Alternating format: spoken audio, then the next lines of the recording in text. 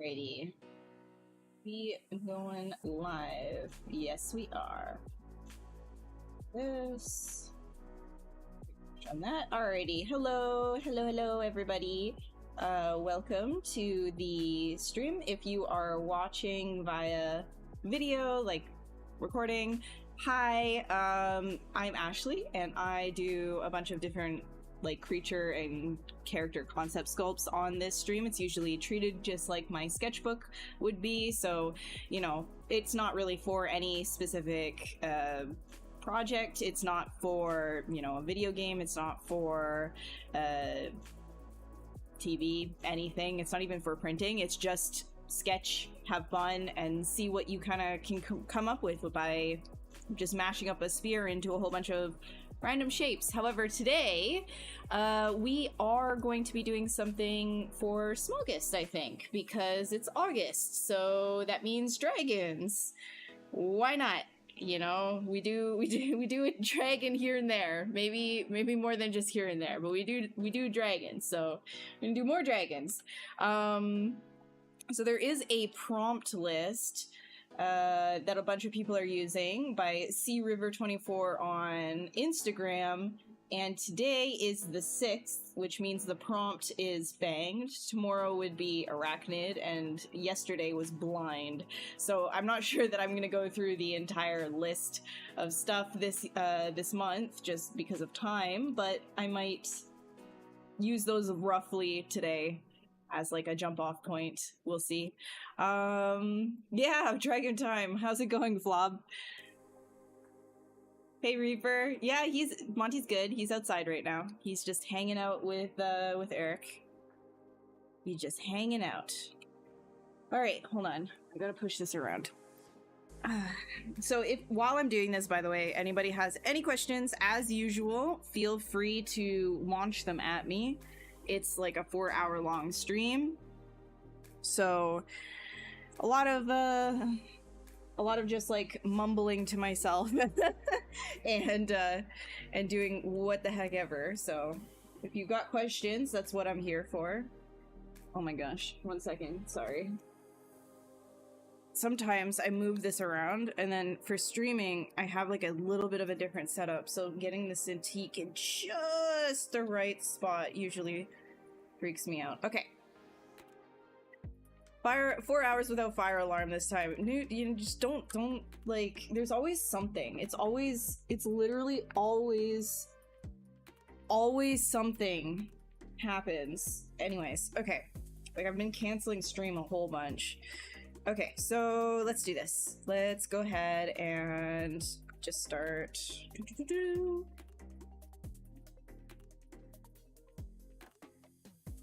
I'm just gonna push this forward a bit. Actually, you know what's interesting is I have not sculpted. I have not sculpted in about a week. Been more an analog world.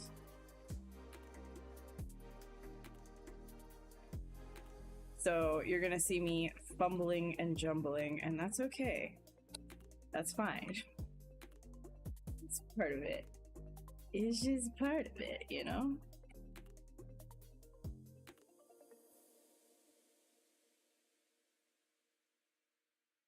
And yes, all of these stretchies, this is just how I sketch. Yes, do be how I sketch, bro. It do be how I sketched. Maybe we should go off of the prompt today, which is banged. I feel like that one is easier. Being all dragons, they kind of have like fangs, but then what if like it's also arachnid? Like,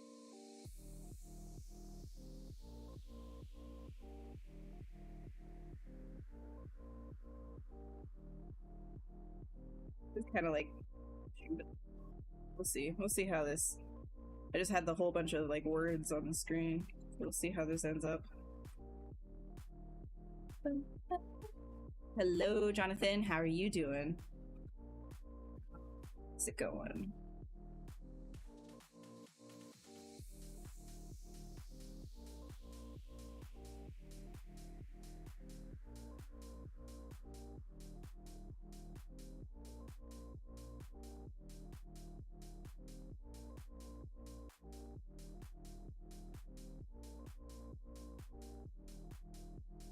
Never forget your Aki curve.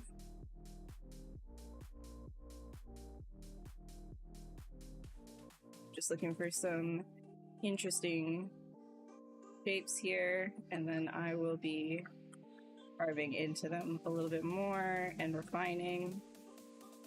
As of right now, looking for shapes.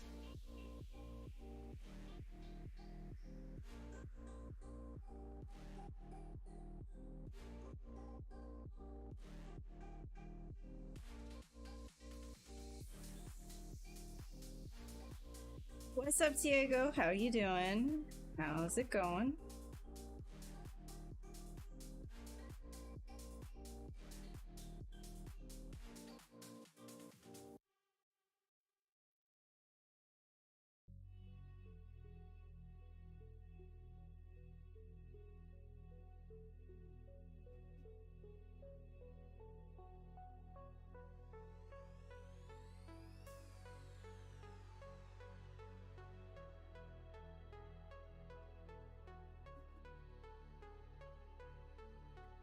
Those some eyeballs.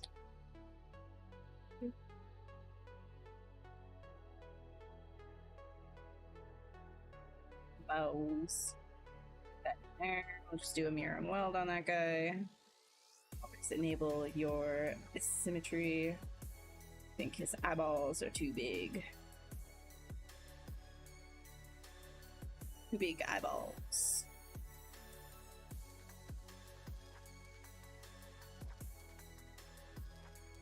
It's a Rodolfo Silva.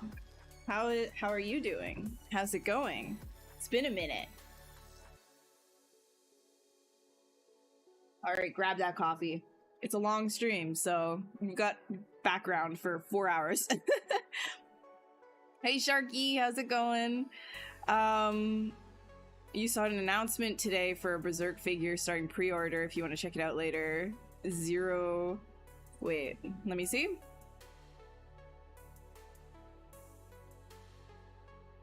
Let me see. Oh,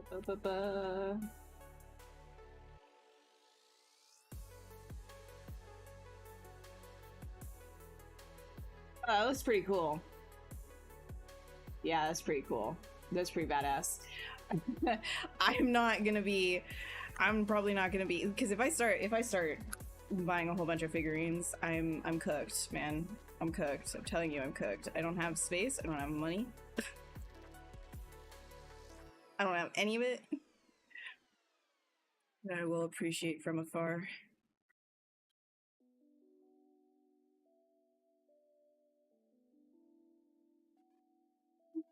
I've been okay. I've been okay.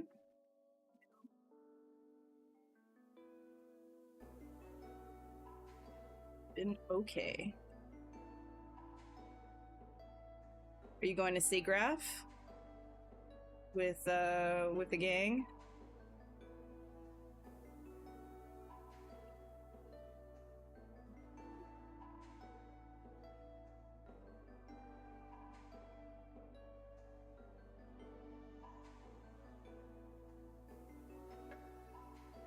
Let's do Not even like really going off of any specific prompt here. Like I opened the list and it's like fanged. Okay, well I guess I'll give this one fangs, but I don't know.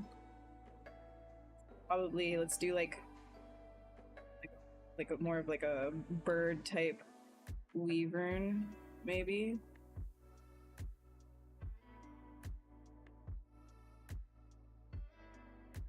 I know there's like some people that are pretty like stickler about what constitutes as like a dragon versus like a wyvern and blah blah, like a worm, a wyrm. I prefer to say it, but me, Me, I'm one of those wide definition type people.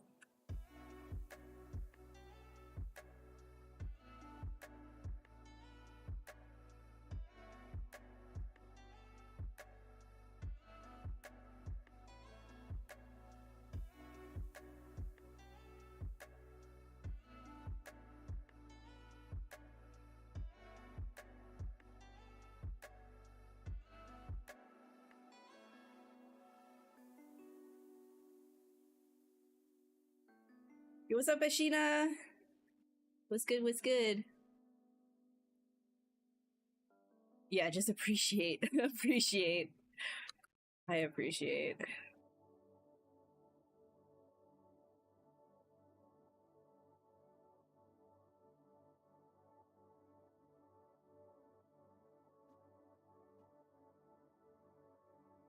Let's do it. Let's do with these spheres. I don't want to do with. I don't like doing it with these spheres. I'm just gonna do it rough. I don't even care. I don't care. Proper? There is no proper with me. I'm just gonna get dirty. We're gonna be dirty this stream. We're always dirty, but we're gonna be extra dirty this stream. I don't care. You gotta be loosey-goosey. Shrink that bad boy down a little bit. The reason why I do that is for my dynamic brush. I mean, you could always just go into preferences and change that, but I just end up shrinking the entire thing down.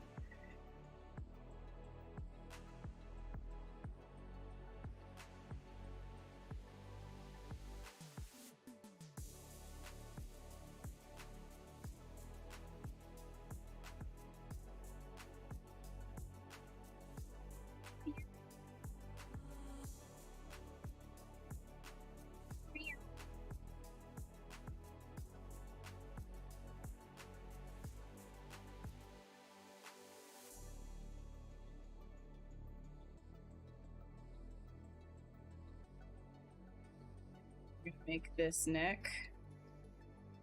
Boy.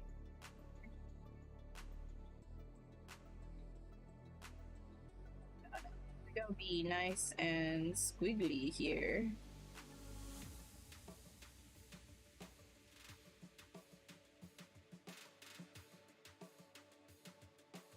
Hello, hello, comics. How goes?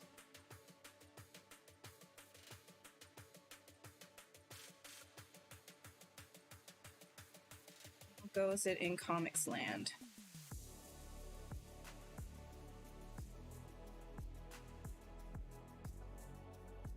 I think I want these guys where they're sir.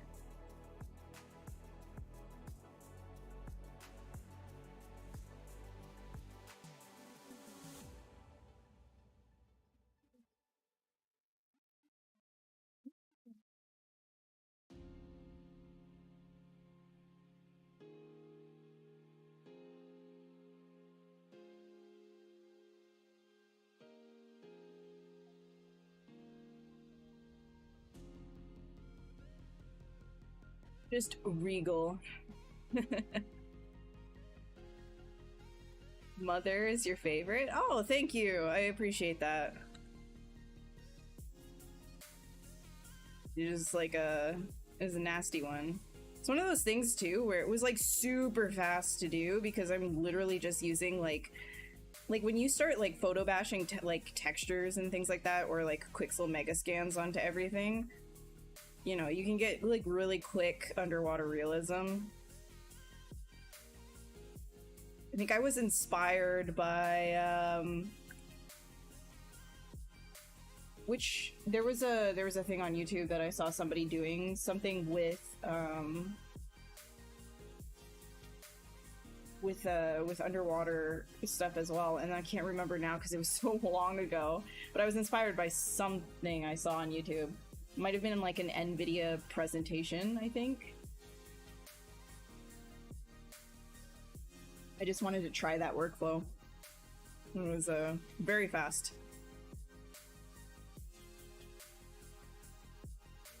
But also, I'm not like always going for like that realism kind of thing either, so.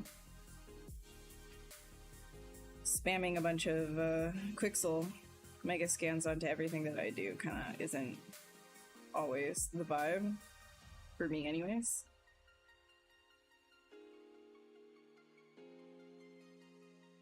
I'm happy you liked it.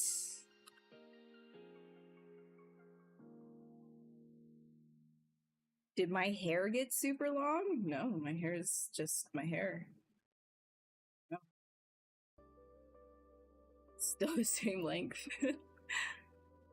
Do I have any retop tutorials with how? No, I don't have any retop tutorials, sorry.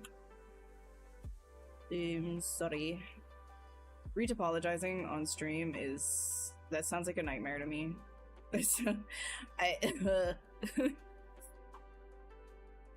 Like, I just want to have fun. But, you know, I don't really, when it comes to creatures like this, I don't typically retopologize these sorts of things. It's more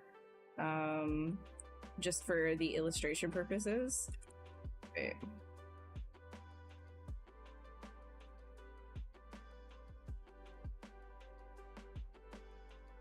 Like, this is all just like sketching anyways. If I wanted to retop this stuff, I would have to, well, I wouldn't have to, but you know, if you wanted to give it to somebody for rigging purposes or like a pipeline, you would have to T-pose it. So make things that are more fluid and gestural a lot more straight so that bones could go through them nice and easy and it would deform properly. Because right now, something like this is not neutral for the wing. If I were sketching just for production and it was like not concept, it was like this is gonna go directly into you know, being retopologized and then rigged.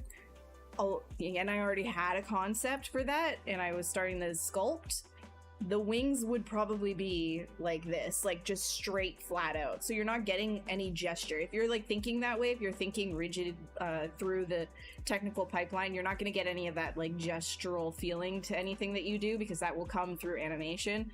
That would just be, you're creating a you're basically creating the puppet getting ready to put bones in it kind of thing. And so this is just sketching. This is sort of a gestural practice, like, you know, having fun with things. It's not for production. It would have to be modified, right? If it is something that is enjoyed for production purposes, like if it's accepted for that purpose.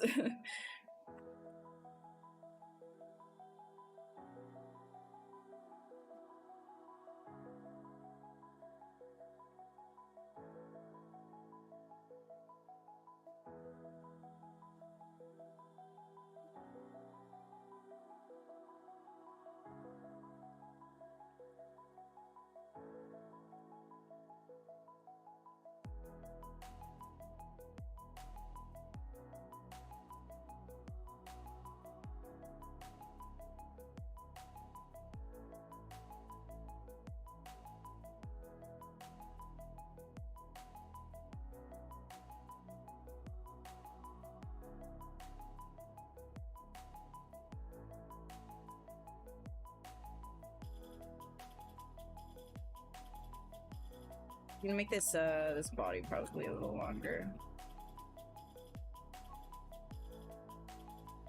I'll have it come up like that. Damn, girl. That spine arch. What are you doing? Look here. Stretching like a cat.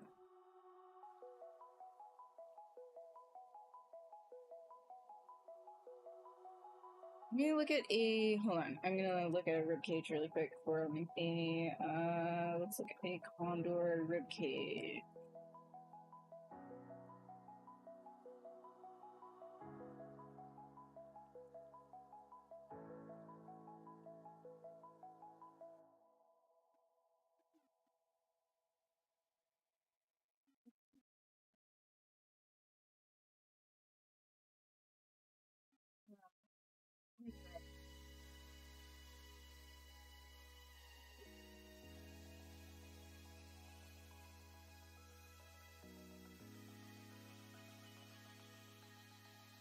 Just looking for a quick ref right now just to get a good shape, because I don't have an idea of what I want.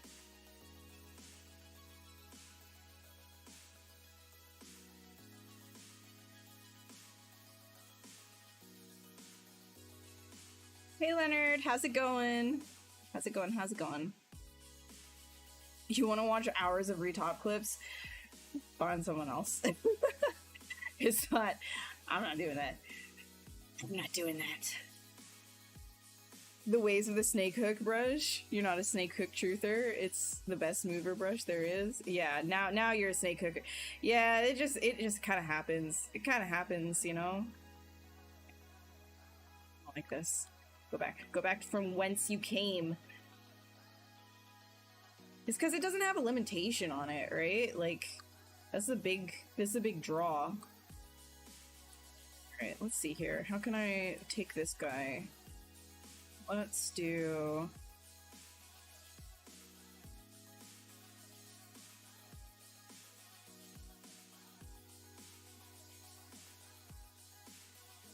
I'm gonna modify a bird rib cage here. Just a little bit more on the muscular side, I think. And then...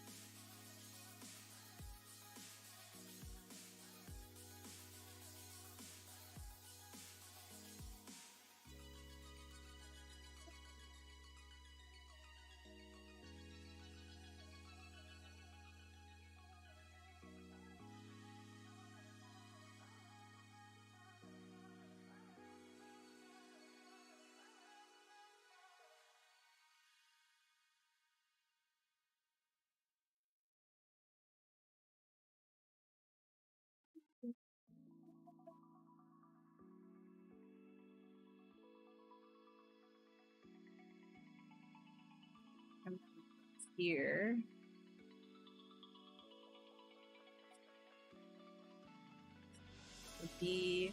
Sometimes that's just sort of the vibe, by the way. It's just symptom hiding if you before even dynamashing.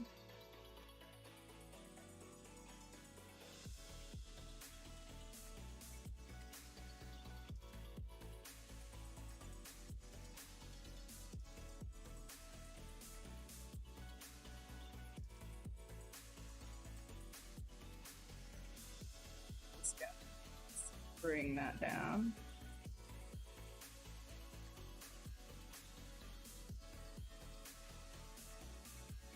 Hide these for just a sec. This guy.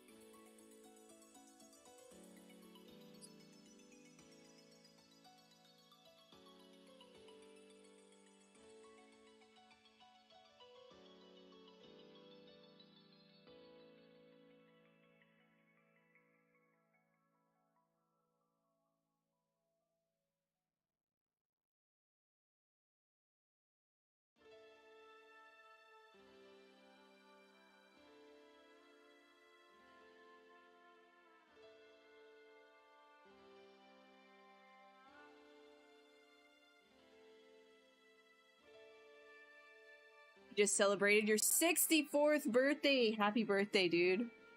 Happy birthday. Yeah, there's a lot of August babies. What's up, neck pillow? How's it going? Have I seen the mind horse theory? I'm sorry, what? The mind horse theory. The mind horse. What is that? I don't know what that is. What is that? Which is it?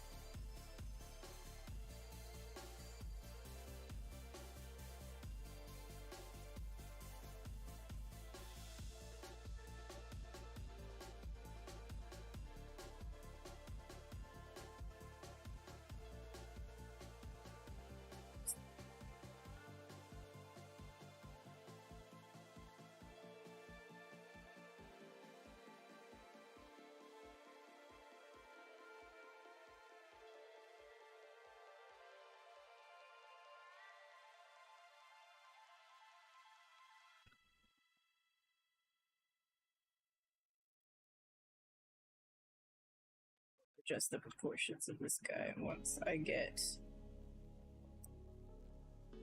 let's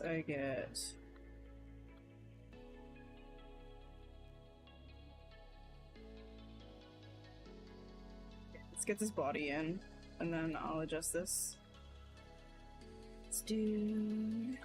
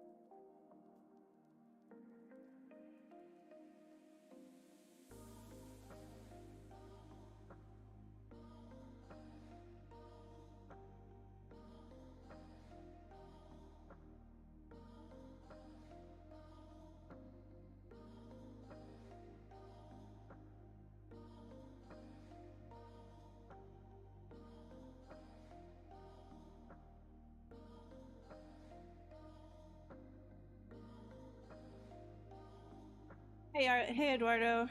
Try to draw sculpt a horse simply from your memory. There's a 100% chance that you get it wrong. An argument on why reference is uber important. Oh, okay, yeah. There was a point where, like I'd probably need to brush up on my horse anatomy, but I was doing so many horses for work that I could prove that wrong at that one point. But like anything, if you don't reference something for a long period of time, you forget, right? Especially something as complex as a horse. So I wouldn't be able to do it anymore. I would need my reference.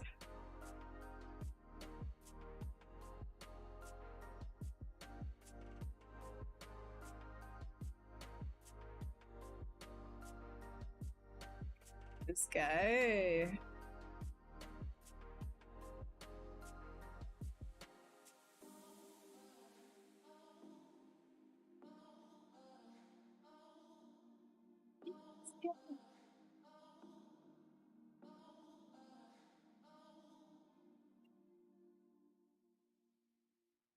We're gonna do fanged. We're gonna do fanged, you know what I mean?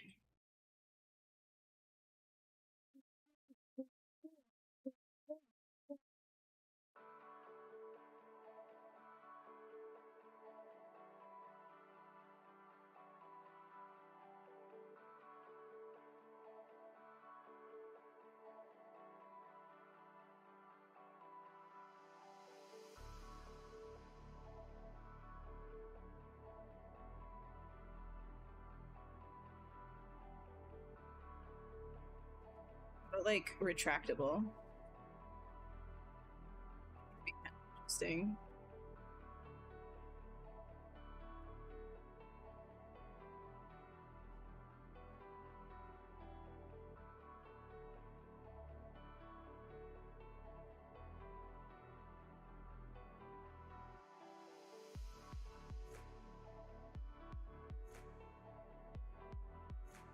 Opens.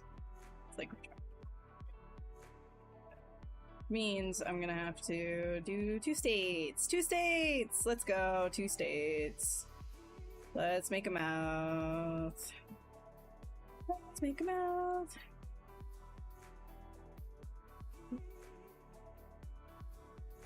That guy. And I guess let's split. Alright, let's do some splitting. Let's do some splitting, friends. Okay, quickly close the holes and grab the horns. Just like so. Horns, frills, whatever we end up turning this into, and we are going to split the mast. Right. And now, you, sir, are going to get dynamashed. That. Maybe we'll do a close hole first. Then we're gonna do one of these guys. Yes. And then we're gonna dynamatch. Not yet.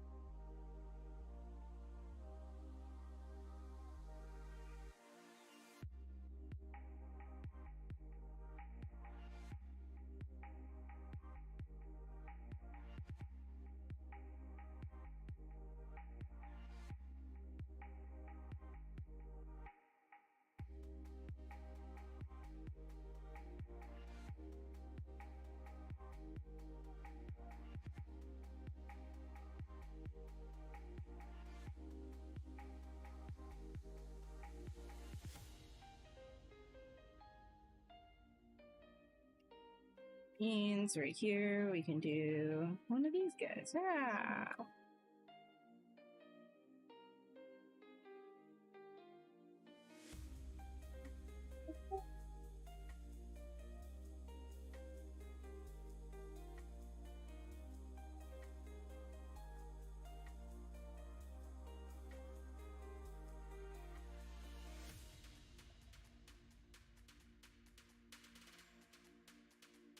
Very thin.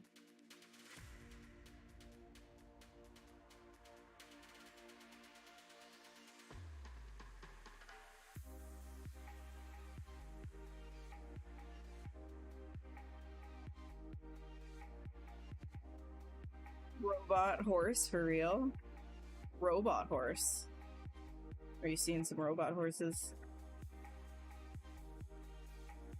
Huh?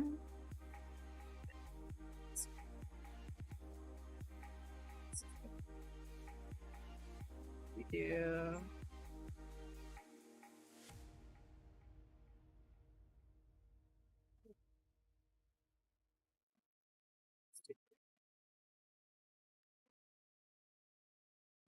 Nice. Nothing a little mirror and weld can't fix.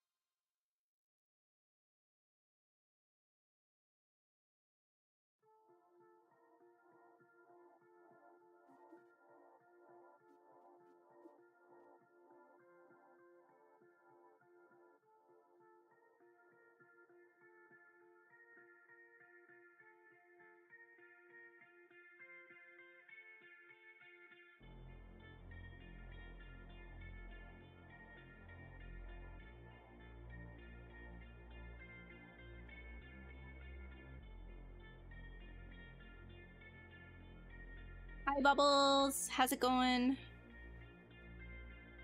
Refers to a concept robotic horse design for off-road travel. Okay. I mean, is that what we refer to? I don't know if I'm talking about the same thing, but horsepower for cars? I don't know.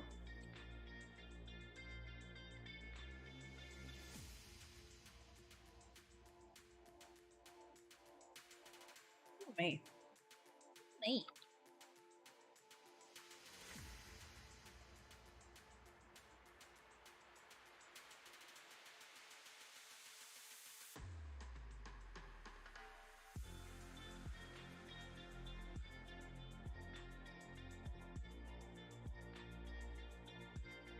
I think this guy right here, we are going to do a Dynamesh because I need some more solution, and we'll just go off of this.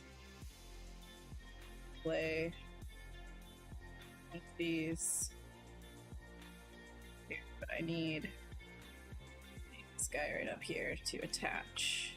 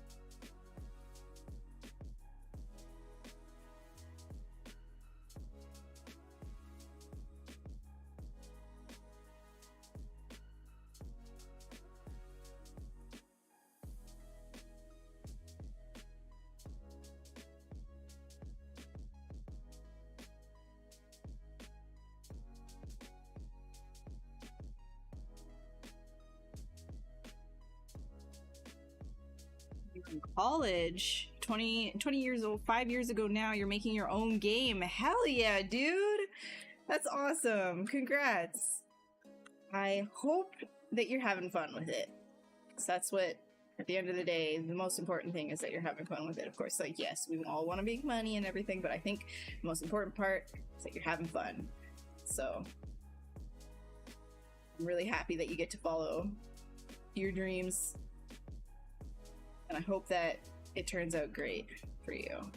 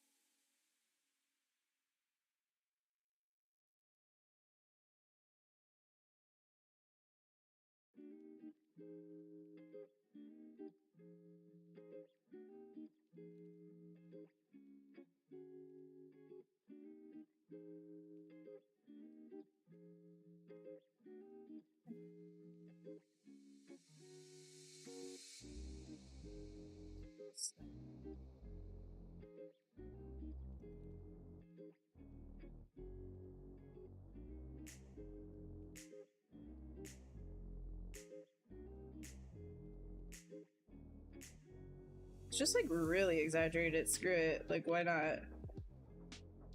Like, really crazy exaggeration. Why not?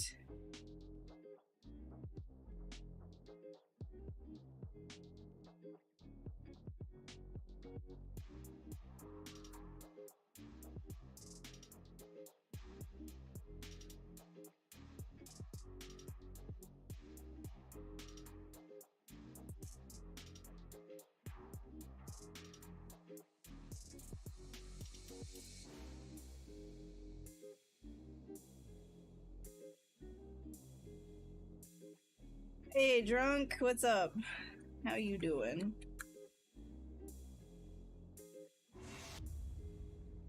How you doing?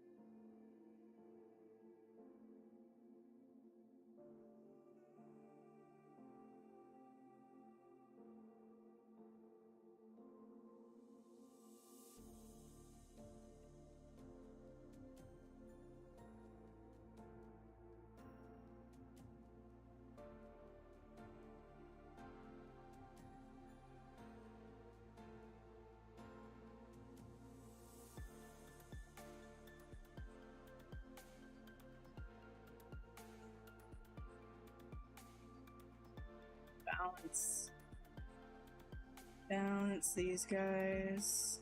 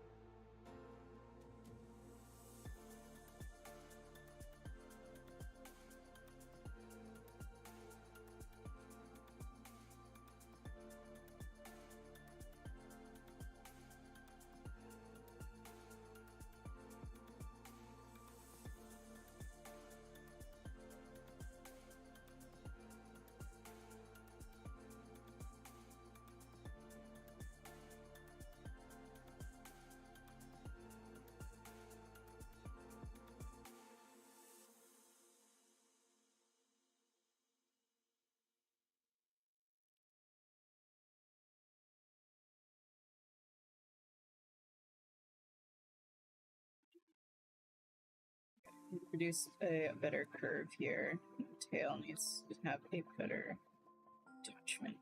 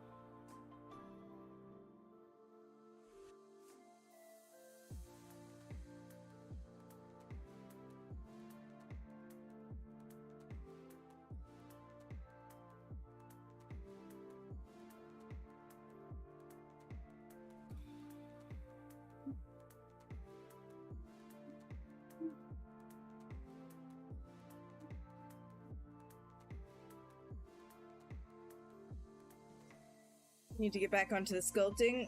You can have a background while you do your sculpting. I gotta figure out this guy's proportions. Kind of. Oh man. I'm gonna adjust these a whole bunch.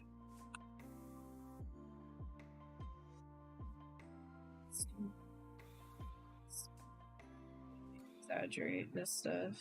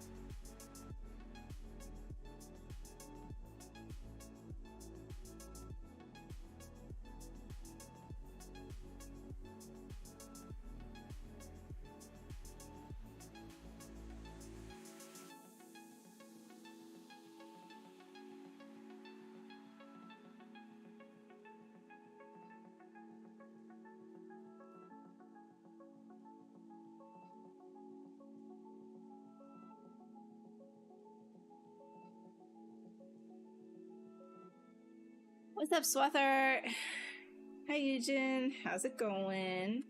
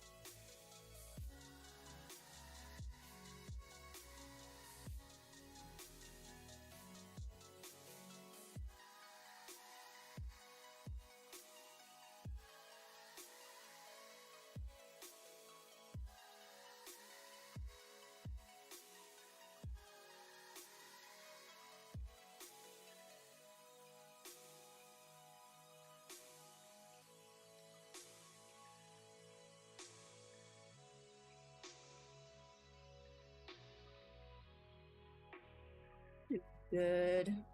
I'm just hanging out. Guess the boy is back inside. Hey, buddy. Hi, Mounty.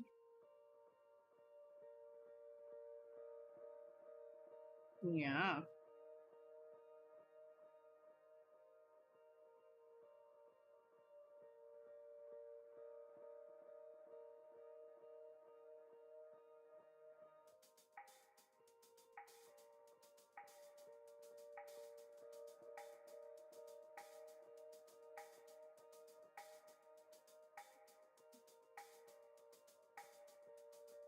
Let me quickly save this.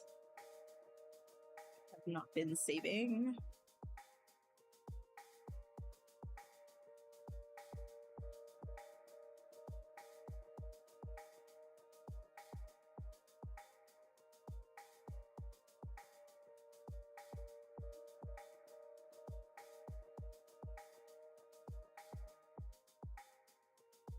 Reed is this boy? Oh, you mean Monty? Wait. Here, wait, let's see if he... Buddy. This is... Buddy, come. Yeah! Yeah! He's a corgi. He's a corgi. My desk seems very comfortable. Where did I buy it? I got the... So it's a standing desk. We can actually go into sport mode. Right now it's sitting. And then the top part of it, I just got like really cheap IKEA table, like, you know, the desk things from IKEA, and I put them together in an L shape. And I bought... I can't remember where it's from. It was really expensive. The standing...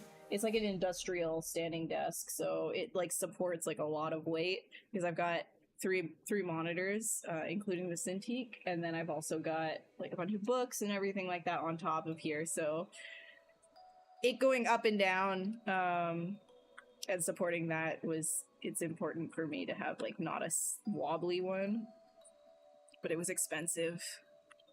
I think, where did I get it? Uplift. I got it from Uplift. It was from America, but I'm in Canada. I got it like a number of years ago, so before everything was dumb.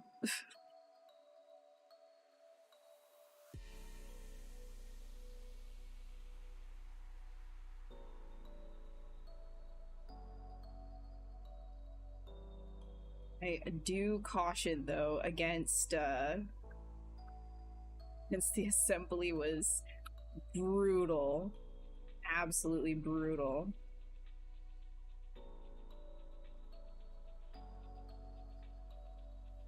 It's like, again, it's industrial, so every piece is like super heavy. I was hurting. My whole body was in pain the next day after assembling this frame and then putting the other desktops on top of it.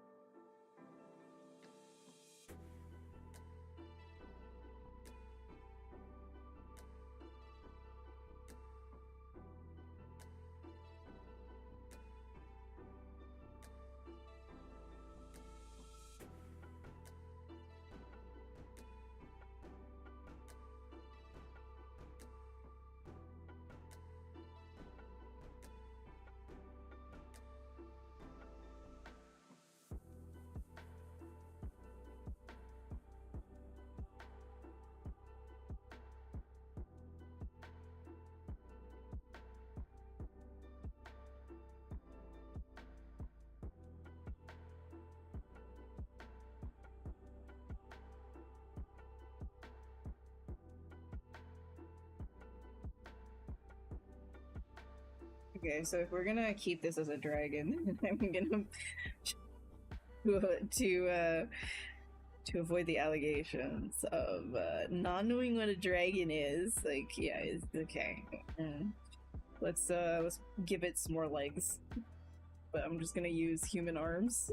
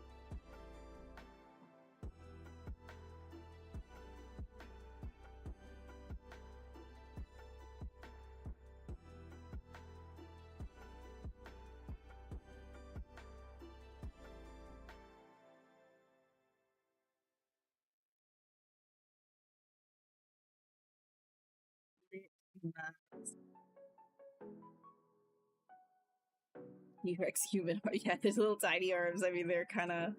I'll evolve them. They're kind of bad right now.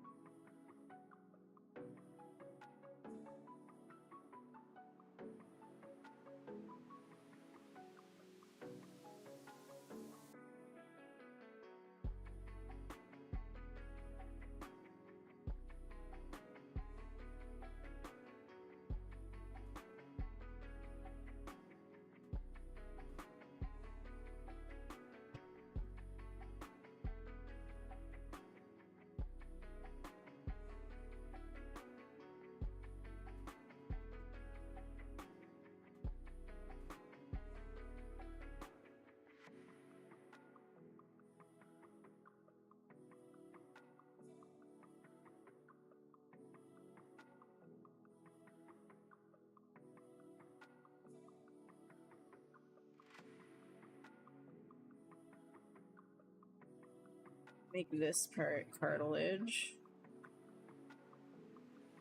Which means, yeah, I'll make that cartilage.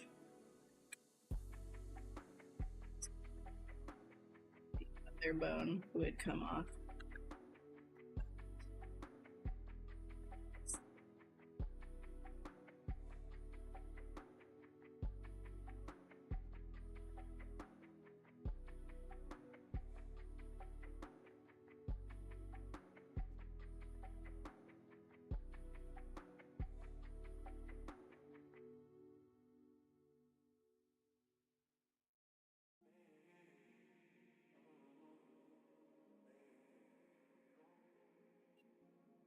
There's like a bone here that follows through.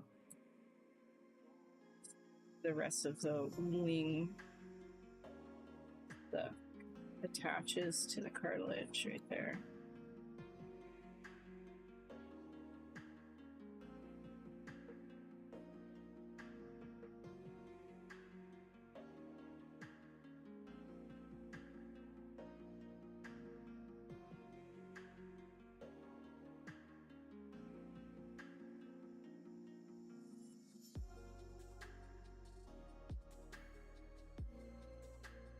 Dragons are freaking cool, I agree.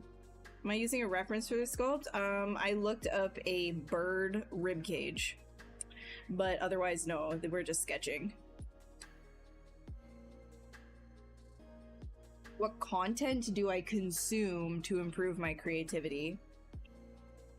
That's a hard question. I mean, other than like specifically looking at a lot of natural stuff, like I don't go out of my way to specifically look at any type of content or media to improve my creativity. I guess like in terms of motivation, what motivates me is seeing other people's process of doing things, especially when it comes to painting, like watching oil painters do what they're doing, watching other people do speed sculpts, right? Like stuff like that. It gets me going like, oh my god, I gotta get into this. I gotta get my hands dirty. But a lot of imagination really does come from just looking at the natural world, and then getting involved in, like, you know, just making like weird shapes and recalling that information and applying it to like the crazy shapes that you kind of create. That's sort of like the basis of everything that I do, is just make some crazy shapes and then apply your knowledge to it, right? Whoever invented dragons was really onto something. I feel like anything that first starts, like in terms of like a mythos of something, it always starts as like kind of lame, like kind of like okay, sure, that's like I guess that's a story. Like, for example, you think about vampires. I mean, like it came from like Vlad the Impaler, which is like a horrific thing in general. But it's not like the vampires that we know of today. That's been like, it's derivative, right? Like all art is derivative, all storytelling is derivative. But where it starts is usually so far from what it's turned into. Like vampires are very interesting because, like, yeah, from Vlad the Impaler to, oh, he's just like a weird guy in a castle. He's just like a really weird guy, and we should be afraid of weird guys. To like, now it's like these like sexy, like blood-sucking, exquisite creatures. I don't know. It's pretty funny. It's like you take like oh well, this is supposed to be like weird, horrific guy in castle, to, yeah, but what if we make it hot? Dragons went on that same path. Dragons went on the same path. I think everything kind of went on the same. Think about like any myth, and it went on the same path. Like, okay, take this like really horrific thing, or like, you know, kind of lame thing from the past that doesn't resemble anything to do with what the mythos is today, and you'll see along the path somebody asks, but what if we make it hot? Somewhere down the line. I don't believe in dragons. No, they're definitely real. Yeah, 100%.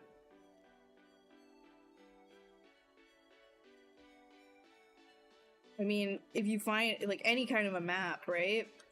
Here be dragons. Any exploration, unexplored territory, here be dragons. They must be real if they're on so many maps. You know what I mean?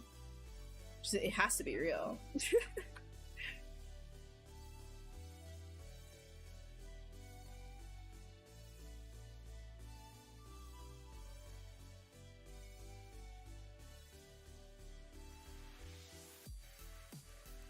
You even lift, bro. Just do it. I do this like every stream. It's so easy. It's just the repeating joke. Just do it. Just do it.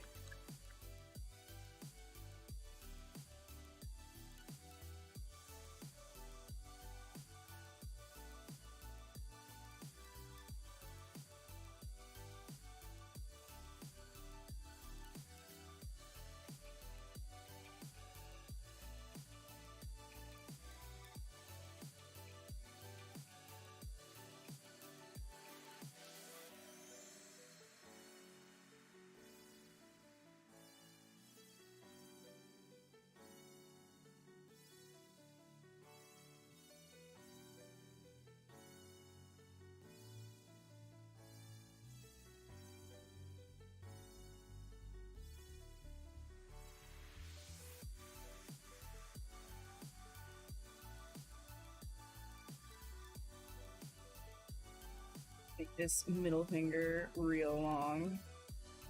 This is it for stabby and grabby, you know what I mean? Stabby grabby, stabby grabby, stabby grabby hands.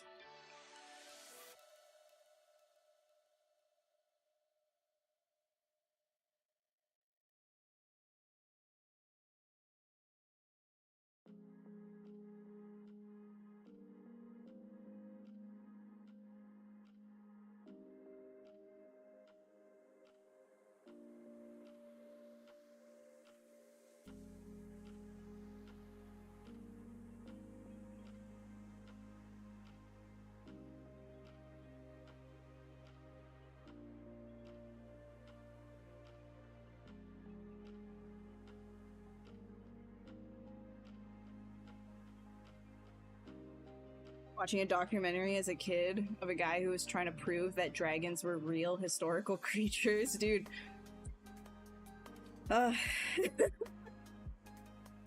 Those are fun, but it's when people take them super serious that I'm like, ugh. Ooh.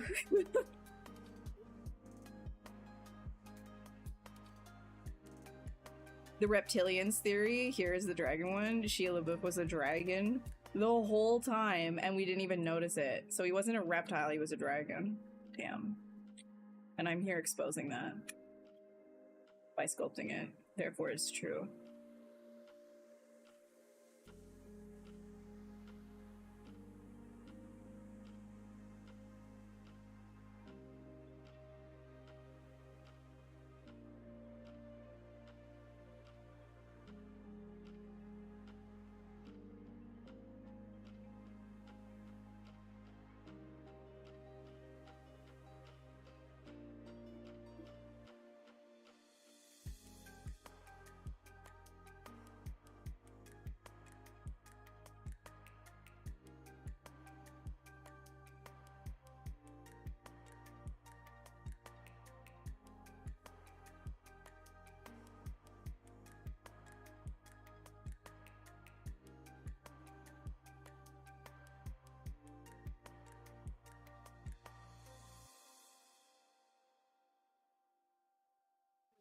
I think it's gonna be going out to the side. I think we're just... I'm adjusting the anatomy.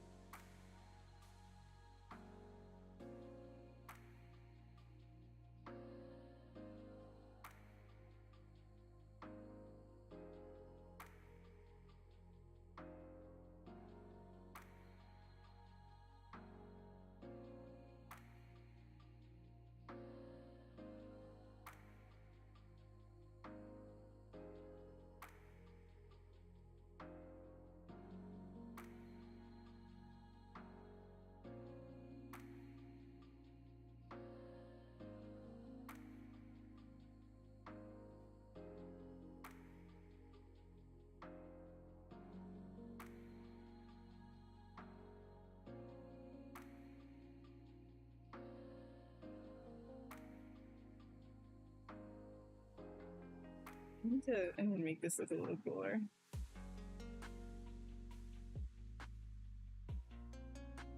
I made you want to sculpt, then mission successful, you know? Mission successful. As long as I'm making you want to do something. Even if it's like, oh, I want to draw now, then yeah, man. Yeah, man. Just do it.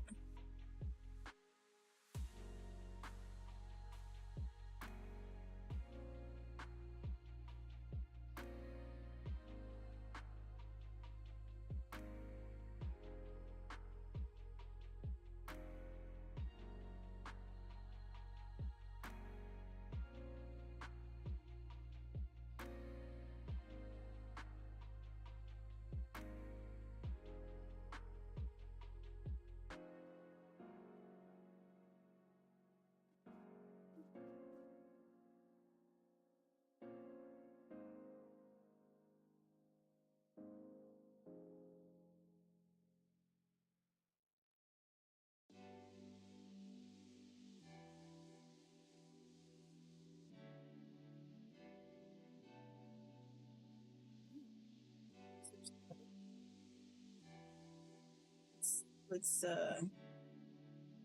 figure these bad boys out.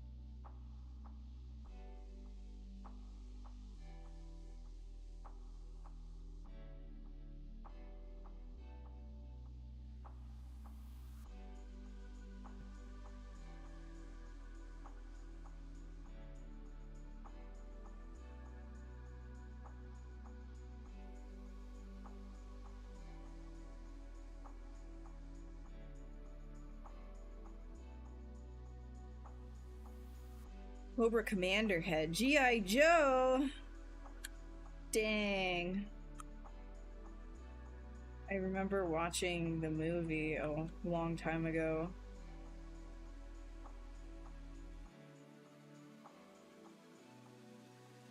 When I was a kid, I thought Snake Eyes was the coolest.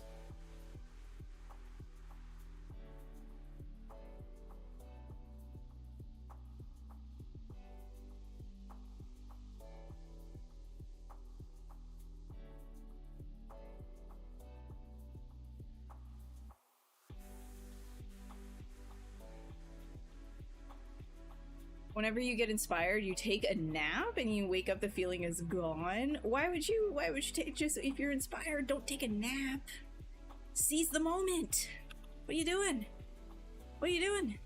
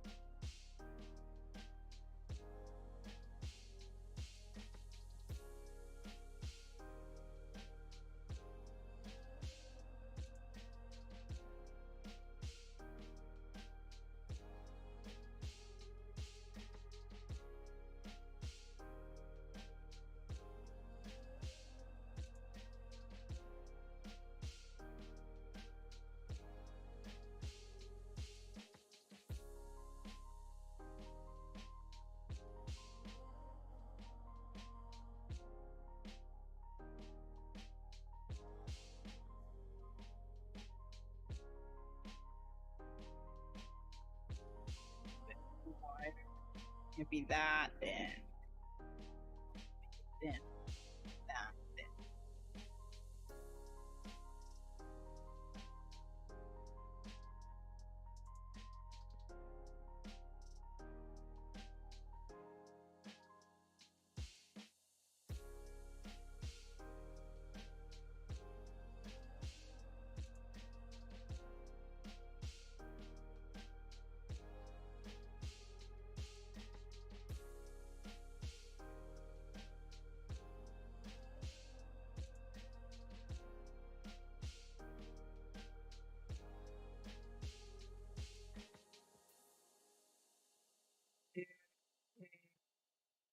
And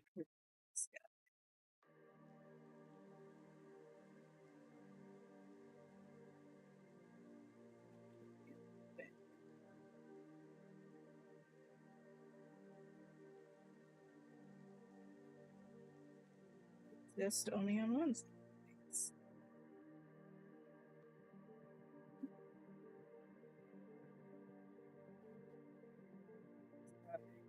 And,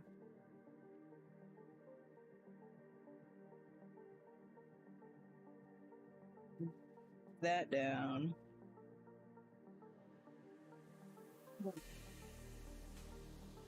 Inspired to nap? Don't do that. Don't do that. Hi, Santiago. How are you doing? The tip of the beak could be made in metal. It'd be hella sharp like that.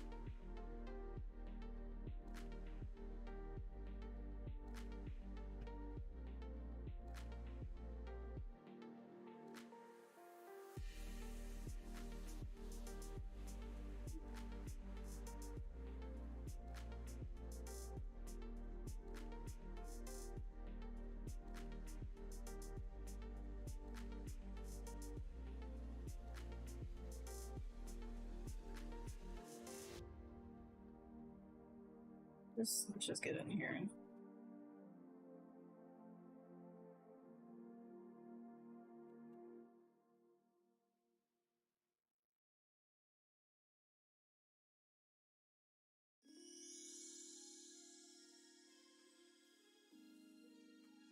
Should the beak be wider? No. Should it be skinnier? Should it be wider? I don't know.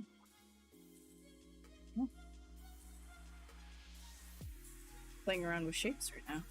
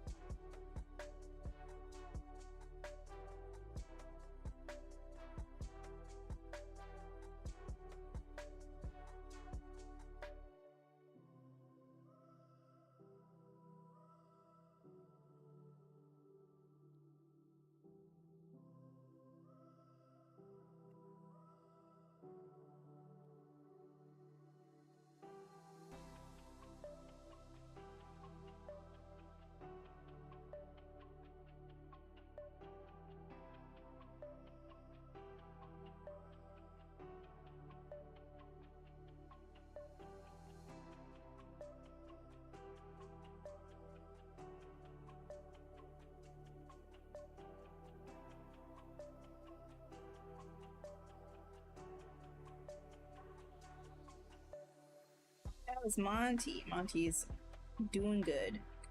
He is behind me sleeping.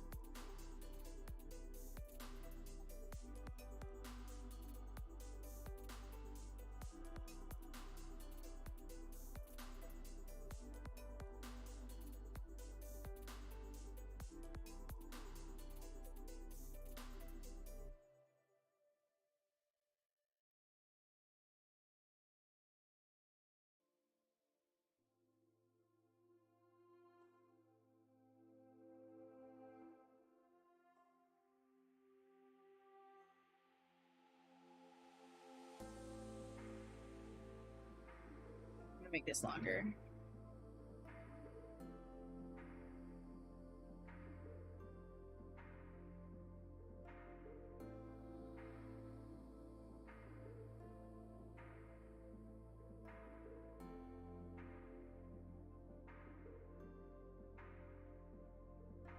Maybe this actually will come back over here. So I'll make these smaller.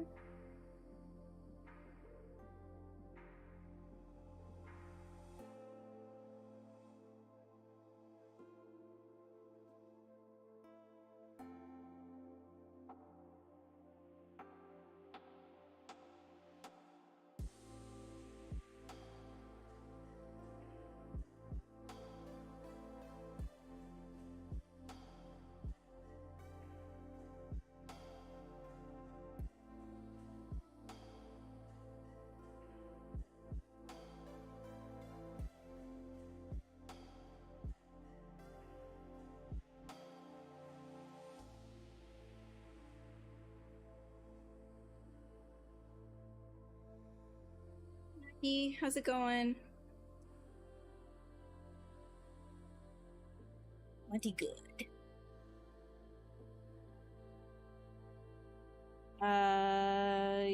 Good evening. I do not speak, but I only speak English on the stream, but good evening and welcome.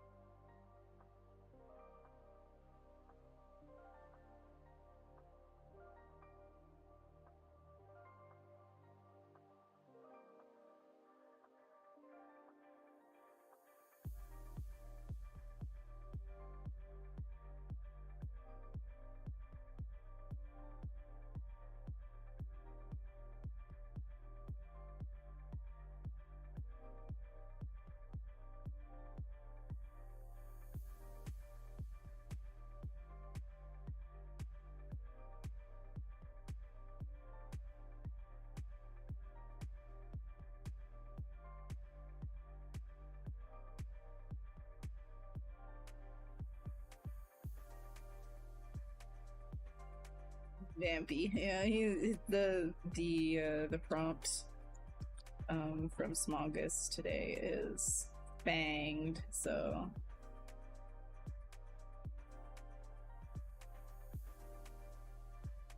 I'm kind of going off of.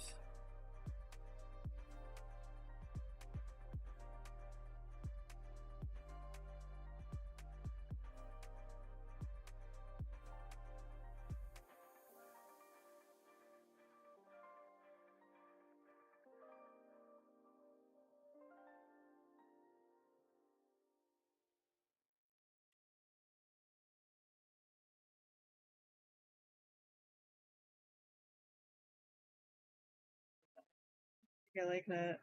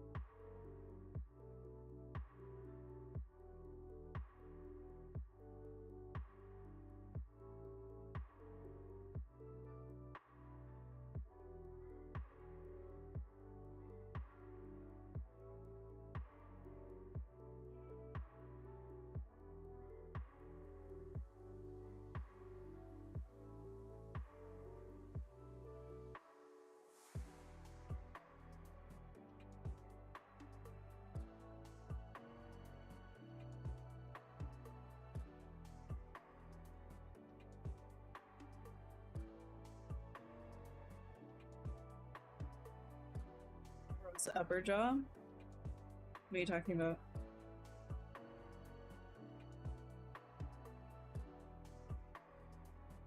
Called Smogist? Yeah. Yeah. It's just draw dragons and sculpt dragons all August.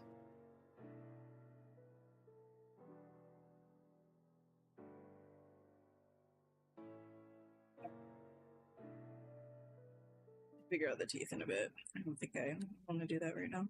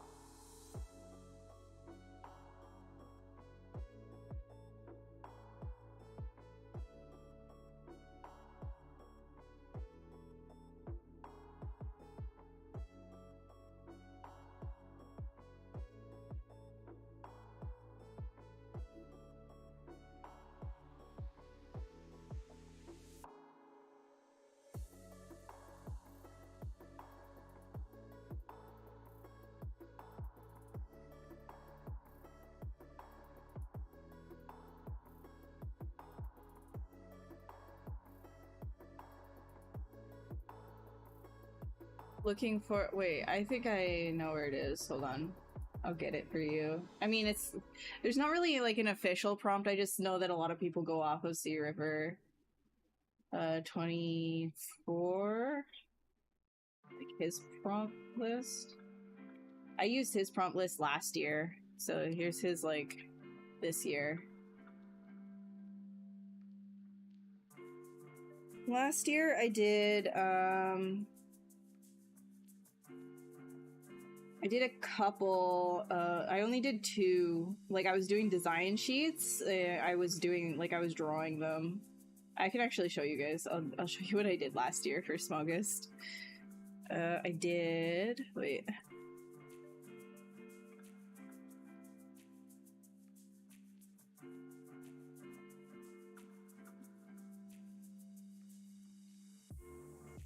Last year was, let's go on to my Cintiq. This was last year. This is what I did like for Smogist last year. So I was just doing like little design sheets and having fun with that. Sort of like just drawing them, trying to figure out like, oh, well, like it was, I think this prompt list last year was sort of a like more abstract one. So I did like a volcano dragon for tectonic, and then the other one that I did was this one, which was the voltaic, so like an electric type dragon. I did a swarm type creature, which was really fun, but it's a little less like easy to read, I think. But overall, like, I like the wing design that I did on this one anyways. I want to do more of them. I'm just like, there's too many things that I want to do. There's too many things that I have to do. So I never actually like finish like projects that I have lined up and stuff, but yeah.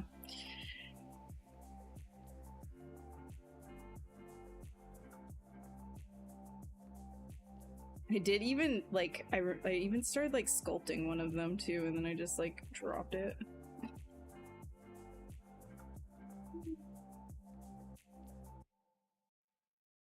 That's life. like that.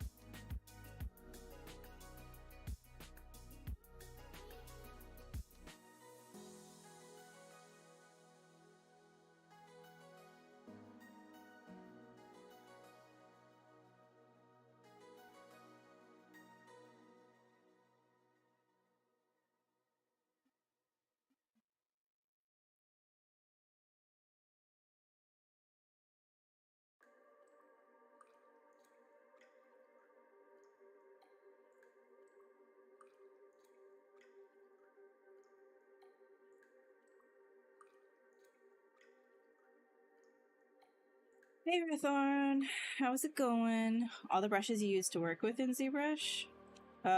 Pretty like basic ones. Clay buildup is on 1, dam sander is on 2, H-polish is on 3, stay cook is on 4, inflate is on 5, pinch is on 6, Mac cut mech A, which is a downloadable free brush, is on 7, 8 is /2, which you can get inside of your light blocks. That's everything that I use for sketching.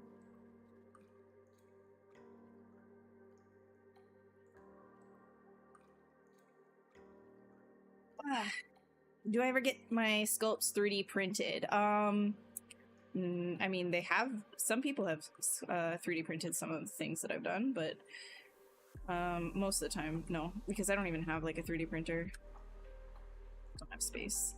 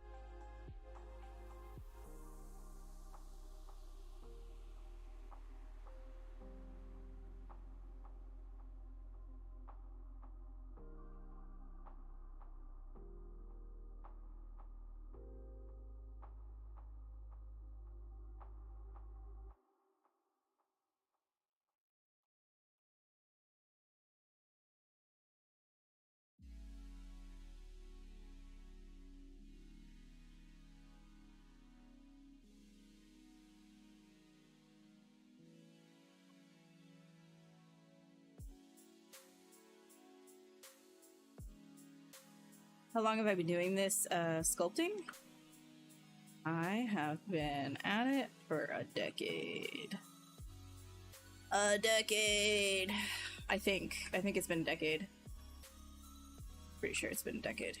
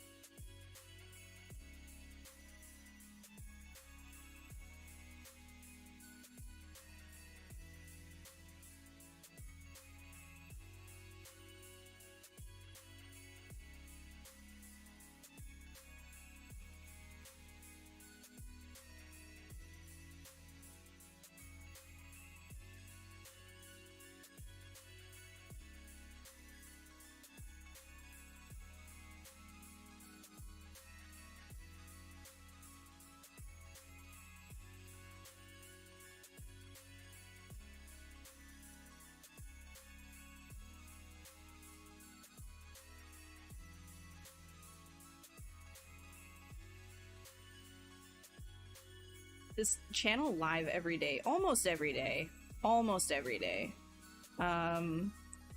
Different artists all the time. I just do Wednesdays. So every other Wednesday I am here. Everybody else, almost every day there's somebody. And you can check out what the schedule is if you go to ZBrushLive.com.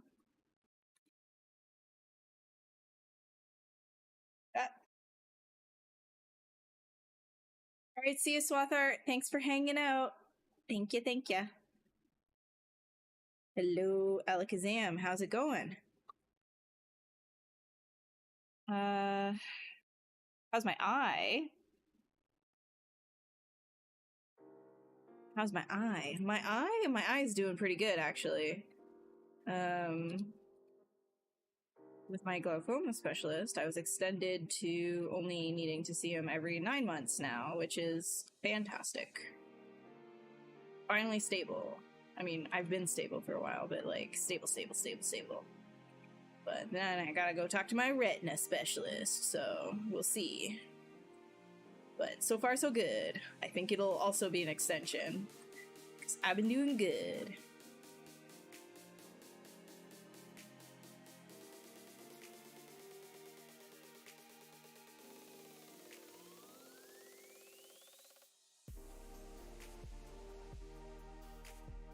Went out for dinner, now you're back. Welcome back. Hope it was a good dinner.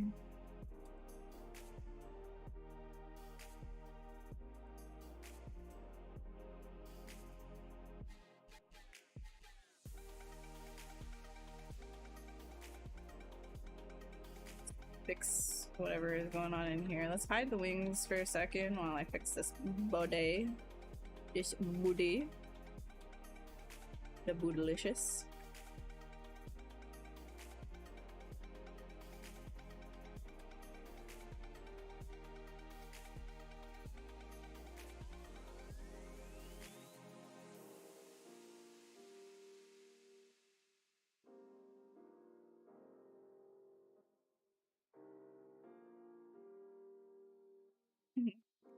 Put them butt cheeks in.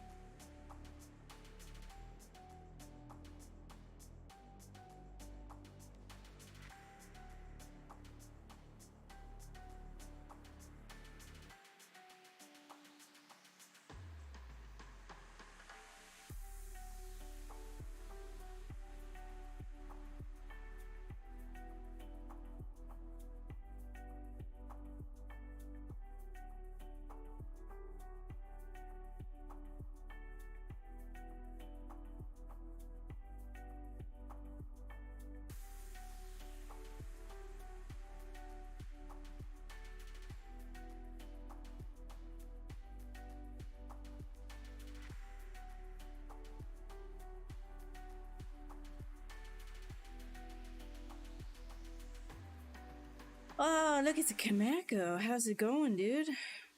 How goes it? I was just speaking about how there's other artists always on this channel, and speak of the devil, there's one of them right now. So you guys don't know Kurmako, he also streams here. I think Rodolfo was also here earlier, who's also a streamer. So yeah, check them out. Definitely follow this channel for all the other streamers. Saying it like I'm promoting a product.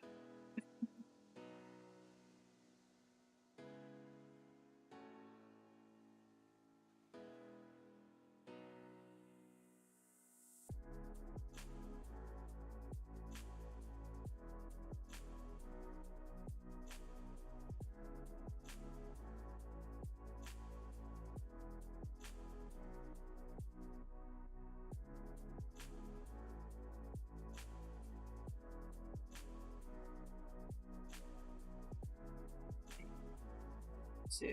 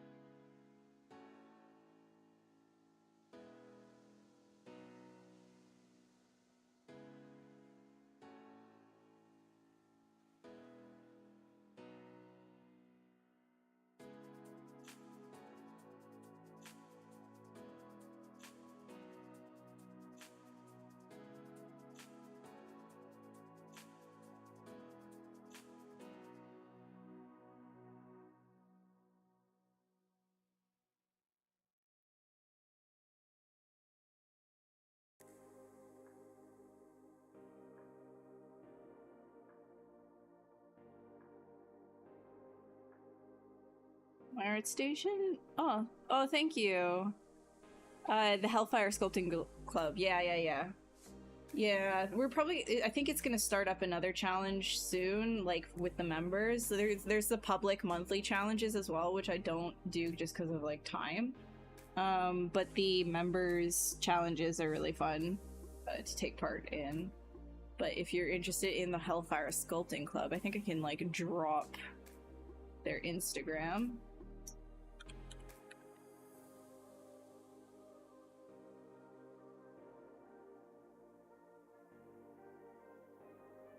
Find their thing. Where is the search bar now? Oh my gosh. Oh my gosh. Oh my gosh. Oh my gosh. Oh my gosh. I'm having a boomer panic moment right now. Okay, thank you. Oh, they changed it again. I hate that. Change is evil. Change is scary. Get it for you. Fire Sculpting Club.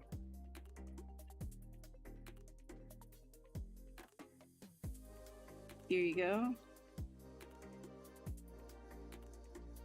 I'm gonna be like, I'm going to grow next.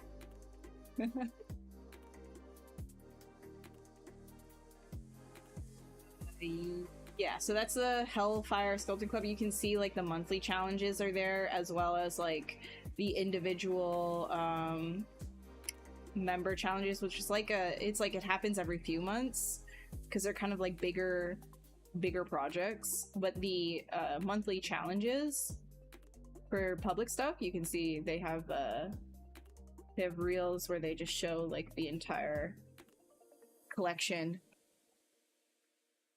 from everybody in the Discord that partook in the prompt.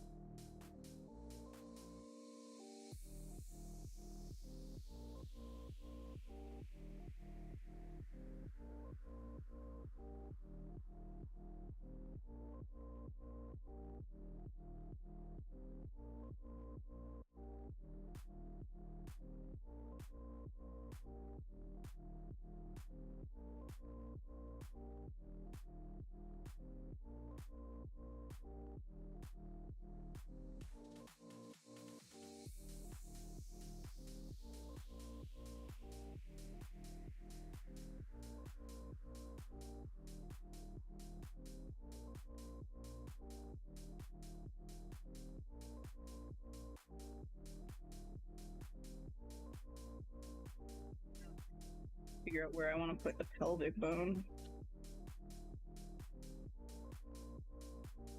This guy. Tail.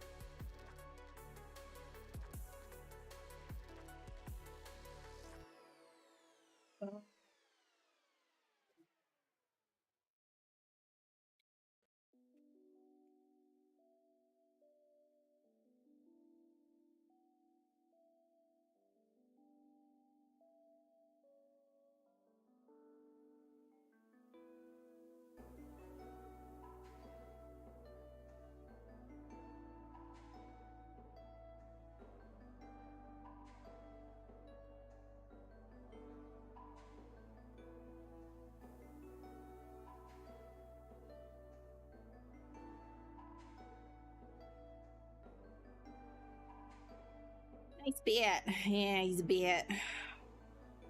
He do be bat.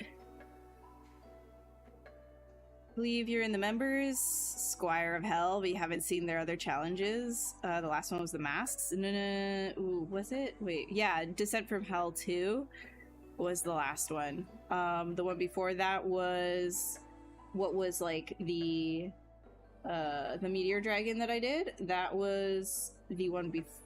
No, that was 2 before. The one before that was Portals. So it was Descended to Hell 2, Portals, Folklore, and then Descended to Hell 1. That was like the first one. So they've only had 4 so far. I think another one is coming up though. at some point.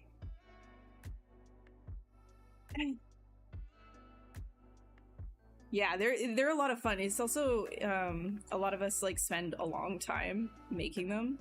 We go back and forth through different iterations, and it's like a lot of like I love things like that because it's like a lot of like camaraderie, and everybody's like helping each other like motivate, get something done, get something big to the finish line.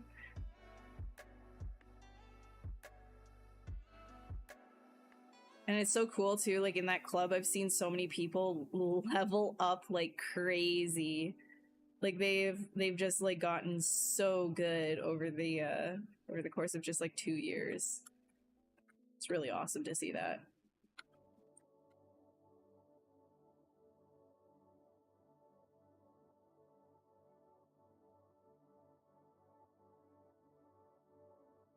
I think I want to make this neck even longer and crazier. What the heck? Why not?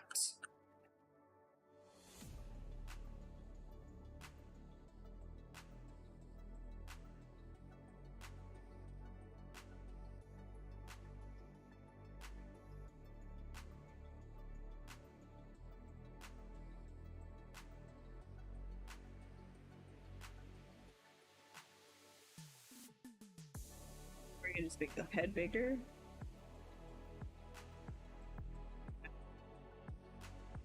Come on. Maybe that's a little disproportionate. Nah, I like it. I have a tendency to make pretty exaggerated proportions though, just because I come from an animation background.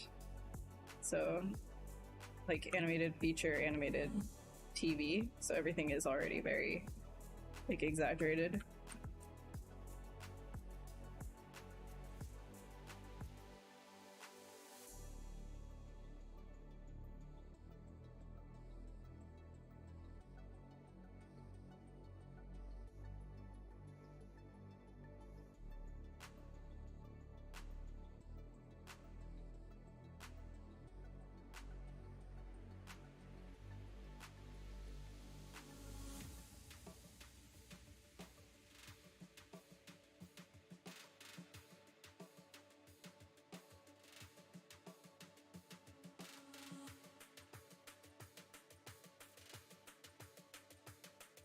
Yeah, he's like a pelican, don't you see? Look, his skin is all stretchy. It's like a pelican. Swallow things whole.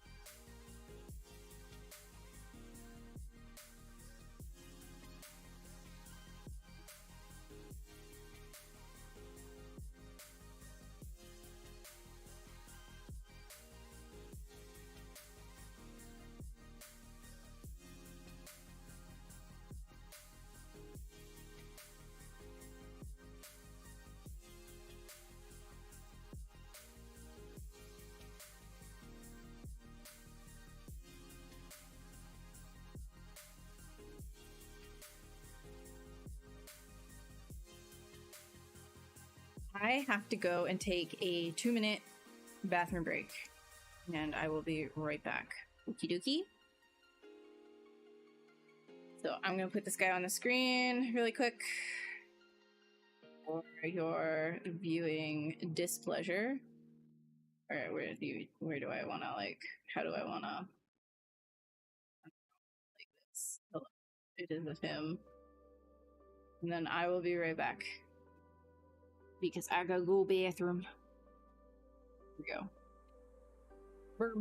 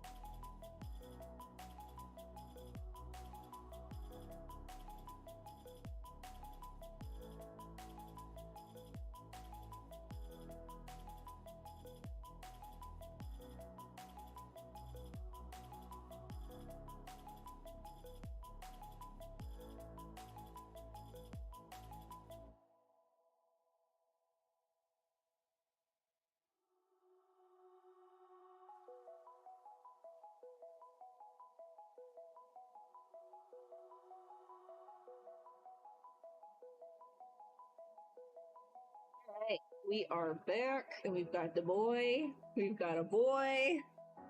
Time to hydrate and stretch. True. Got a refill. Alright, no worries. Quentin, thank you so much for dropping by. For everybody else, it's boy time. It's Monty time. It's Chunky. Ooh, huggies. Flour sack time. Look at this guy.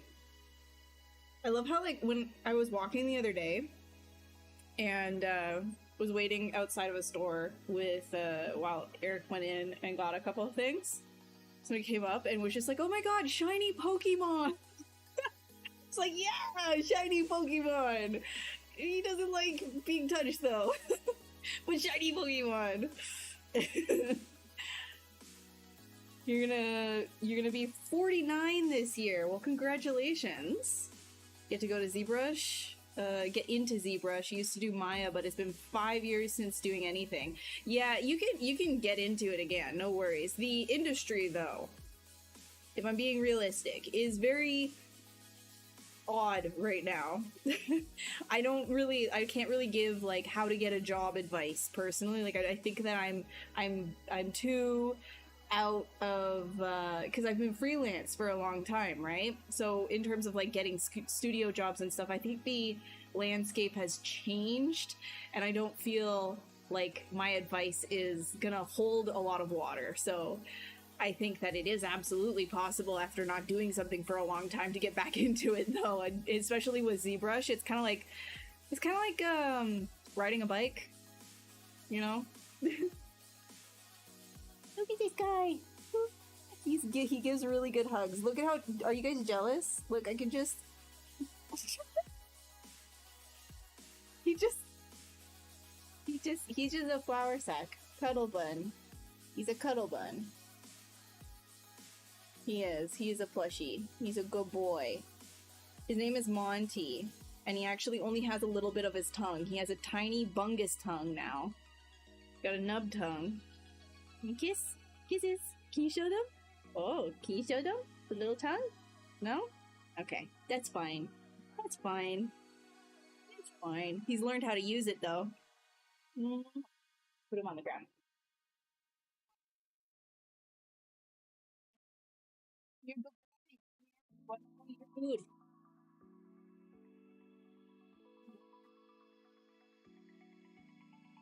Let's get back to work.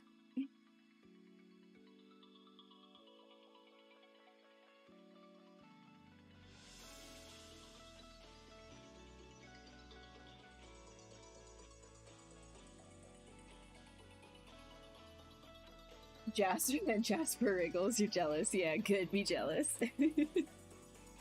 Monty loves his hugs. Monty loves his cuddles. He loves them so much that it can get a little bit overwhelming. Like I'll be working and he comes up and he just starts ramming his nose into my leg. Like, can you touch me? Like, stop, leave me alone. Leave me alone. During stream though, he kind of like, he's super chill. He's super chill. He usually starts his hey. He usually starts his nonsense by around like 10 or 11 p.m. He starts like ramming me, asking for attention. And when I say ram, I mean like ramming. And if he has to wear a cone, I'm gonna have cuts on my legs. So he uses it like a weapon. Okay, let's see. What are we doing now?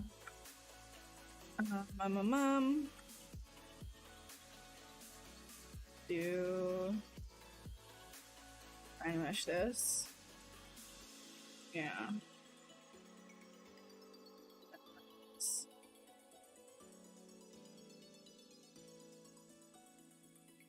Start separating some things, I think.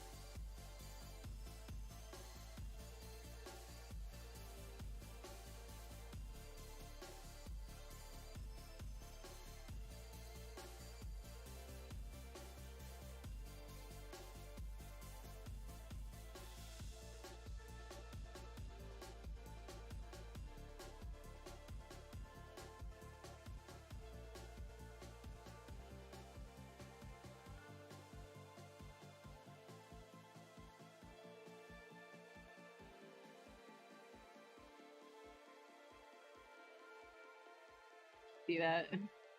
He does this all the time with his food. He just starts like trying to fling it around. Like, yeah, it's a burying instinct. Like, yeah, I'm gonna save that for later. However, he goes like ham with it, to the point where like he's like, I taped that to the ground, and if I didn't tape it to the ground, he would have it traveling around the entire room with us.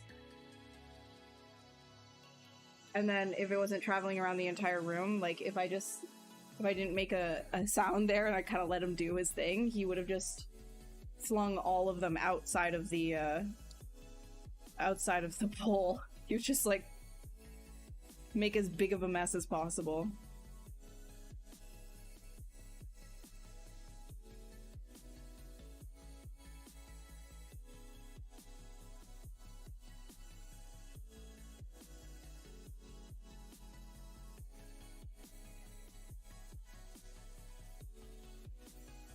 Do I use subdivision or Dynamesh more often in details? Dynamesh most of the time, and then if I need to get really detailed and clean, I will go into a sub-D model, especially if it's like as detailed as, let's say, the Meteor Dragon that I was doing.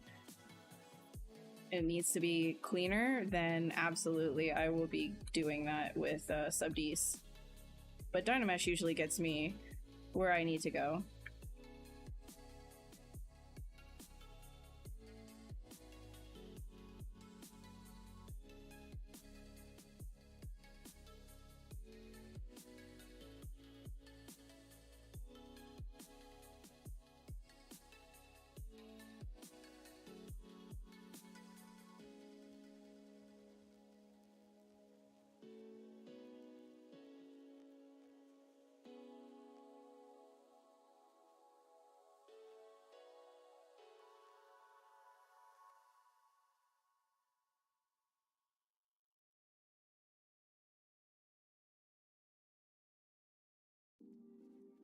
Here, didn't even notice that.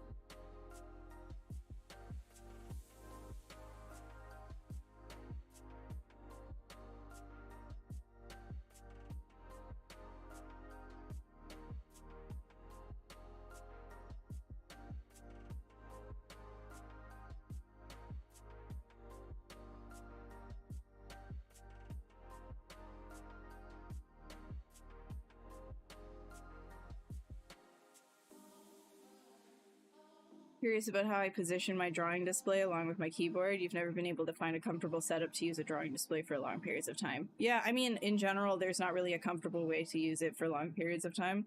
You're going, like, no matter what you do, if you're stationary and you're not moving for hours at a time, even if you're using like an on table tablet, just a regular tablet, you're still gonna have pain just because you're not moving for a long period of time. It's not really like the idea of, it's not that because you're sitting for such a long time, it's because you're taking the same position and using the same fine motor like muscles over and over repetitively that you're going to start getting pain. So no matter what you do, no matter how you position your Cintiq or your tablet, you need to be taking a break every 1 to 2 hours and stretching and making sure that you're giving your muscles that break and time to relax and decompress. Otherwise, you're going to create that stiffness, which is where that pain is coming from. Because if I'm just going to sit here in the position that I'm in, which is completely ergonomic, if I just sit here for 10 hours or 8 hours without taking a proper break, I'm gonna have pain, especially like in the shoulder region, because I'm using, like you can see, these tiny movements, very, very tiny, over and over and over and over and over again. You're creating strain on these very fine muscles that you don't typically notice all the time. It's not like a big muscle group, it's the tiny ones. It's like the tiny connector muscles. That's usually where that comes from.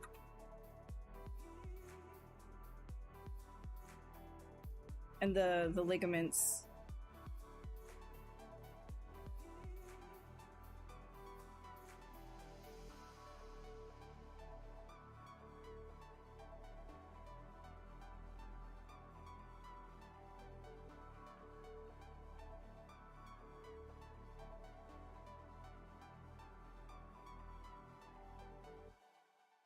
What are you doing? What are you doing? Stop.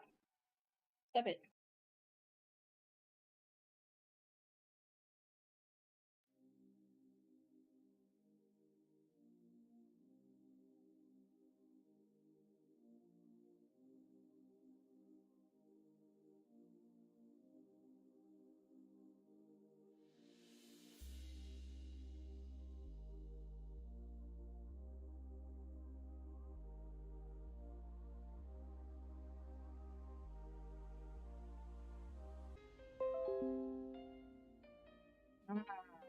We're good. We're good. Random disconnect. You guys can hear me fine? I don't know why it just DC'd. You were good? Okay.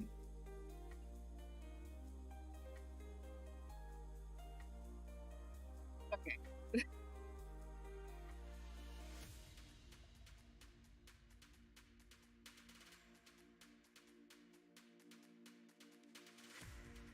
Hey, stop it. Stop. Stop being a freak.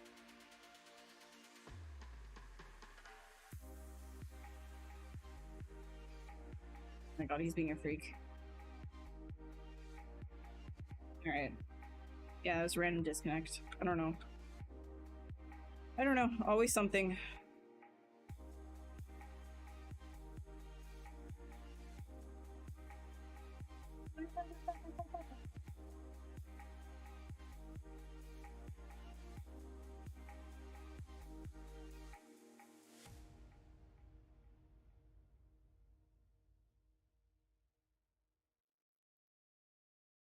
Dude, chill.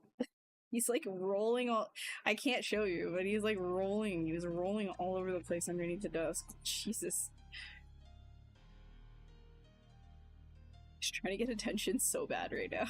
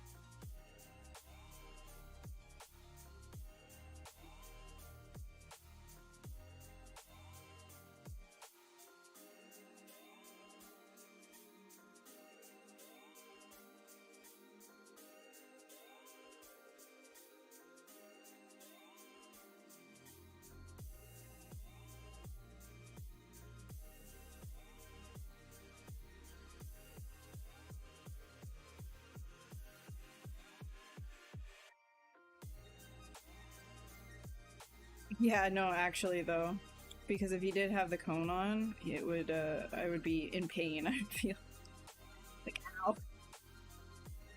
The whole stream. If he was in that mood. There's a lot of times that I've streamed when he has the cone, and he just kinda chills. Then as soon as I'm done, as soon as the stream is done, and he hears the goodbye, he's like, it's go time, baby. And he turns on his second personality, which you guys don't get to see, which is freak energy. You guys get to see Potato Sack, unbothered, vibe dog. But I know who he is. He truly is. Sicko.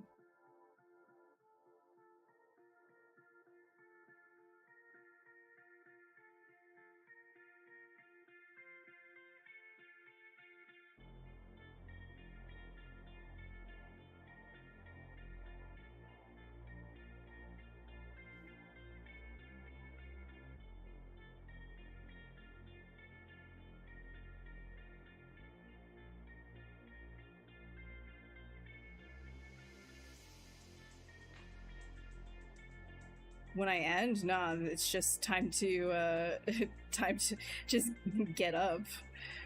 Anytime that I get up, he's just like, it's go time, baby.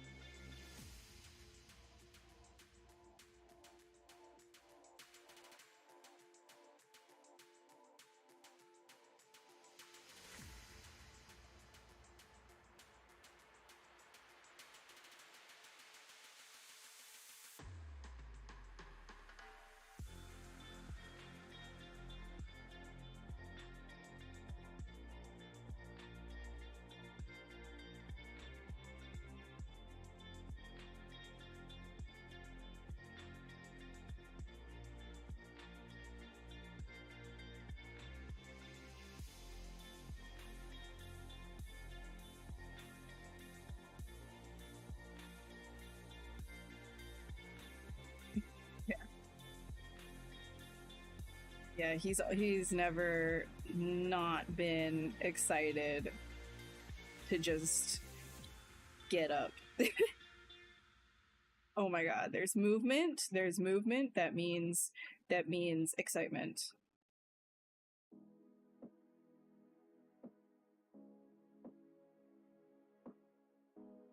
Like, he gets so hyped anytime Eric and I are just in the same spot together. Because he's a herding breed, right? So he's just like, holy, the stars are aligned. You're both sitting on the couch together. This makes everything okay. This is good. This is a good day. You're both in the same. The closer, the better. Like, and then if he's there in the middle, best.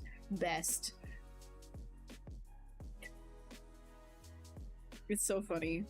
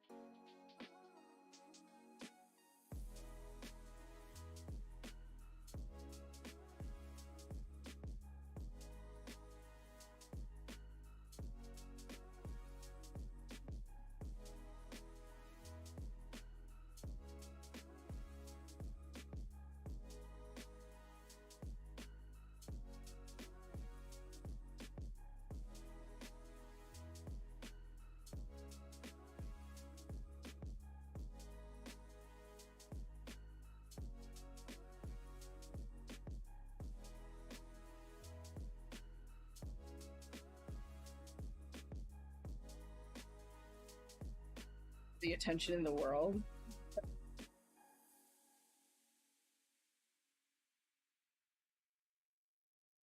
Yeah, but the second you ignore, then it's just like bark fest. Bark fest.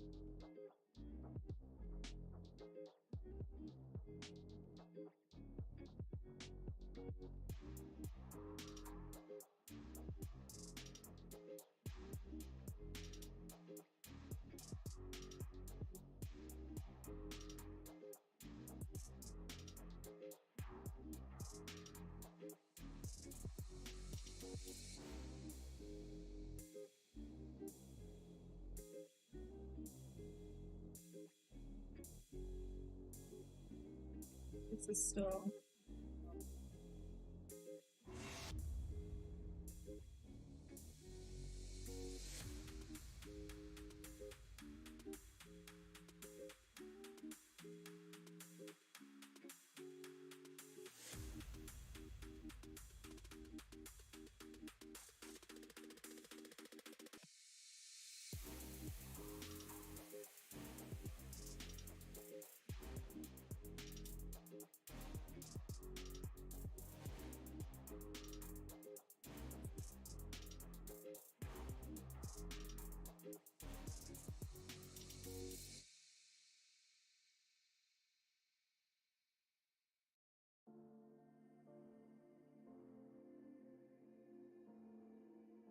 Get some more space.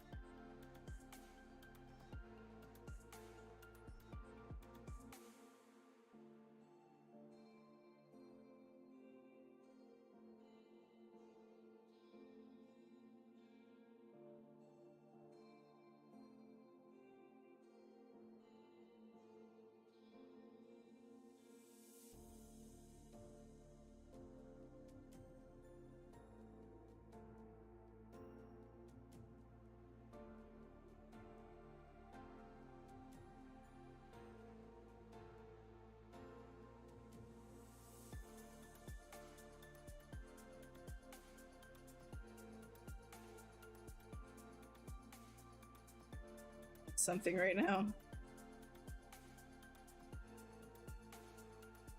Like that shape. Yeah. Dude.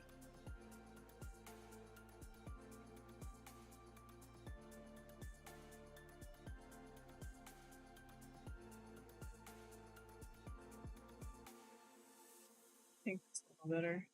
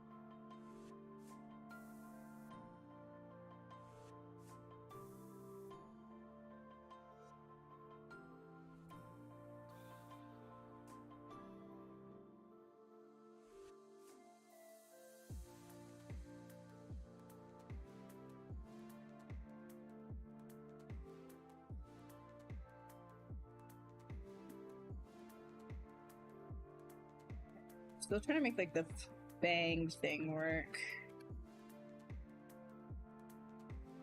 It's bugging me.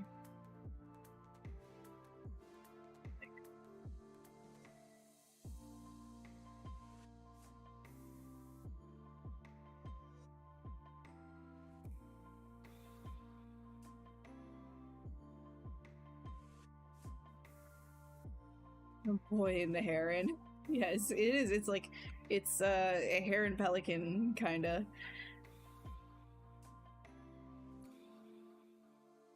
What role does interpretation play in the way that you approach anatomy? Sometimes when designing creatures, you feel like you focus too much on anatomical accuracy and losing flow. Yeah, so when you first start sculpting something, I think it's more important to focus on the shape and the gesture, and then apply knowledge afterwards, right? And you could always reference your sketch to see if you kind of went a little bit too far in like a stiff, like copying a reference type thing. And you can always, like, you know, reintroduce more exaggerated shapes. So the idea is to make the, and like initially anyways, unless you need to do something highly realistic, is to make the muscles look like they make sense, right? It doesn't always need to be strictly like an écrochet kind of thing. I think when you do look at reference too tightly, that translates too much, and you start to self-doubt your own kind of decisions, creative decisions that you're making. So it can be good to just kind of do something more along the lines of shapes first, and then integrate anatomy on top later.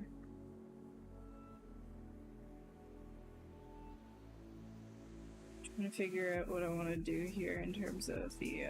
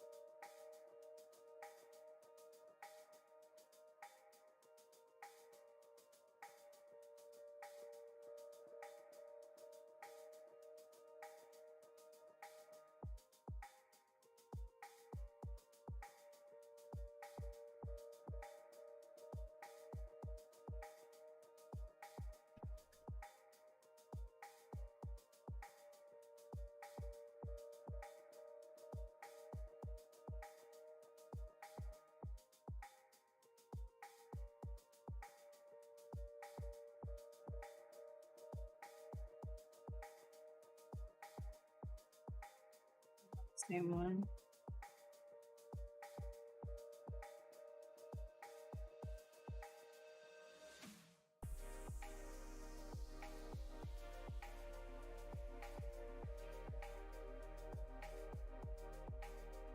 Do you think building a visual library is one of the best things you can do as an artist? I mean, everything that you like. What depends on like what you mean by visual library. If you're spending like all your time just collecting references and you don't do anything with that, then no.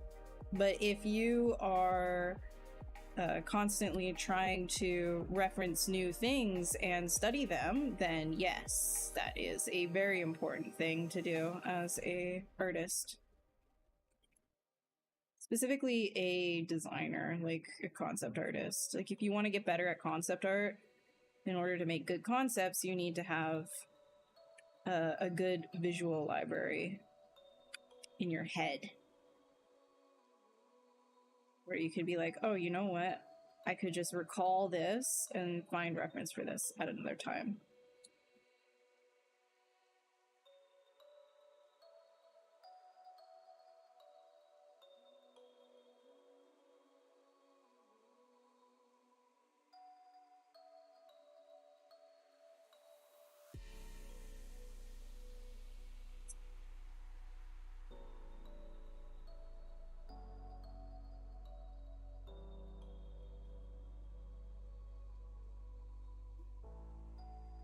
Could just do move topological, actually.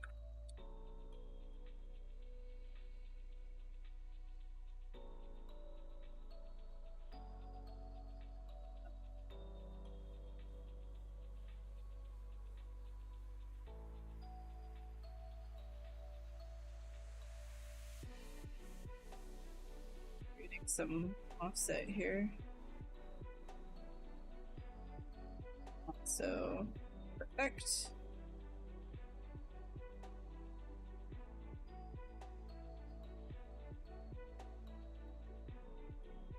The duplication thing, pretty simple. So you have whatever thing that you want to duplicate, make sure that you line up your gizmo in the direction, like whatever, like this line right here, if you're going to be duplicating along this line, line it up where you want to be duplicating along, hold control, and then the same axes, and then you can move something while holding control, a duplicate of it, right? And then if you let go of control but keep your tab, like if you keep your axis clicked down, so you know, if you're using a mouse or if you're using a stylus, if you release control and keep clicked down, you're just releasing control, right? But you're still, your mouse is down on it, then you can continue to drag it off into one direction at the same interval that you initially dragged it off in. So if I did it like this far, release control, but keep holding down, then it would be at that interval that you're duplicating things.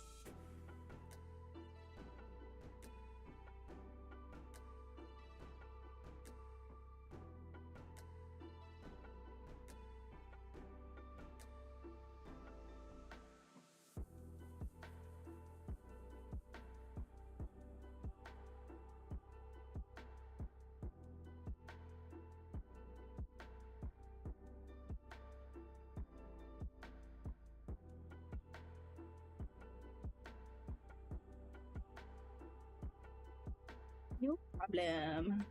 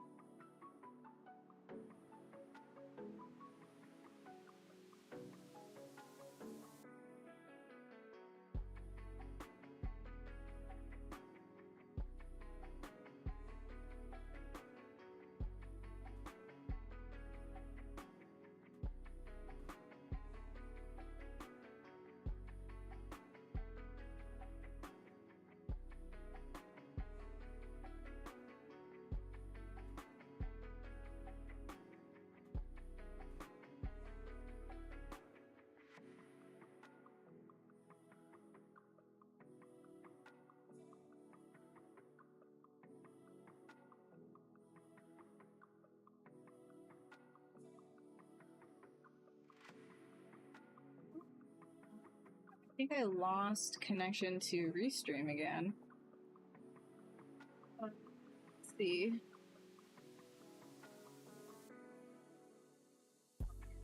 Hold on, I gotta refresh this.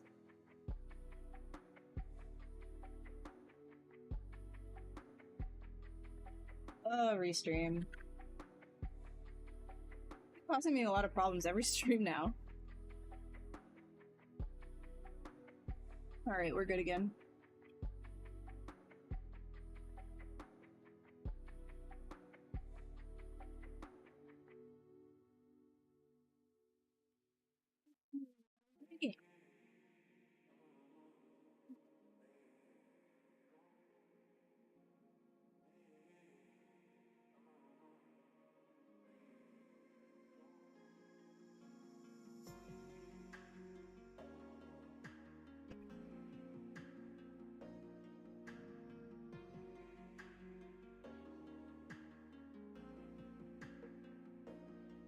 Nice, okay. Yeah, I think it's just the chat. Like Restream. We use Restream on ZBrush Live. It can be a little bit wonk.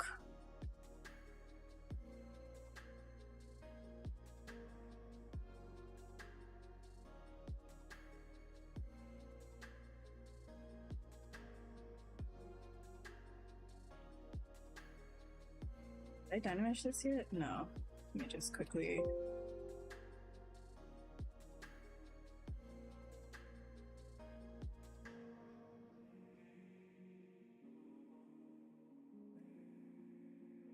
Alright, so breaking up the wings, let's do... Actually, I don't think we even need to really break up the wings. I'm just gonna do it like this. I'm just gonna go straight ahead with it.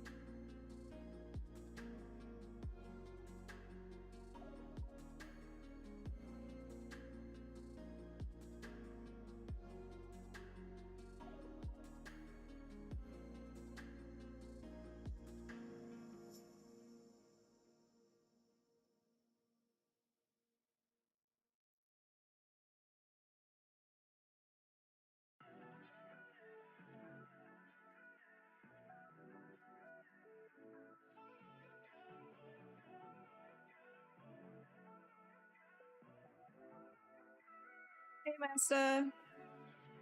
Jurassic Park doesn't stand a chance against this creature. Dude. See, this would be a mutant dinosaur, wouldn't it? When I saw the latest, like, I didn't watch the Jurassic Park movie, the recent one, but when I saw that creature that was supposed to be a mutant, I actually thought it was just from Star Wars. In the trailer. It's like, is this Star Wars? Or am I watching Star Wars? It didn't, like, scream mutant dinosaur to me, but maybe they have, like, a reason for it looking like that.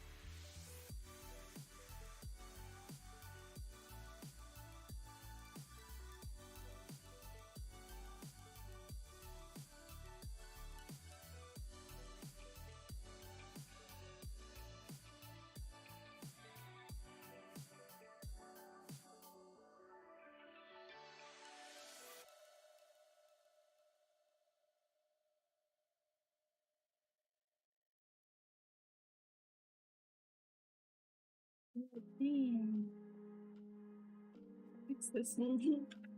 Fix this. I'm like a weird knee joint.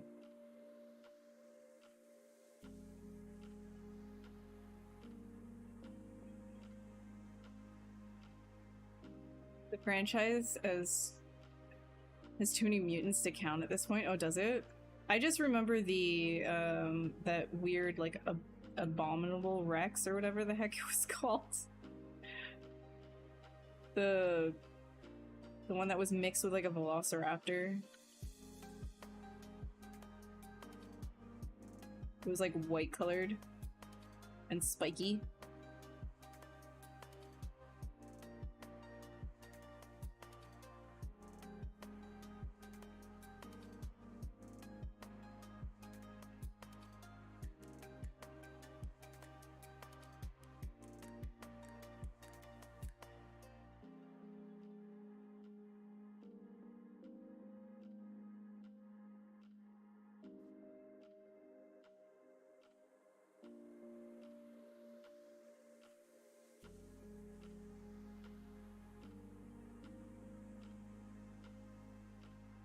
Indominus. Abominable Rex. The abominable snowman, but it's the abominable Rex. That's what I don't know why did I say that. Oh my god.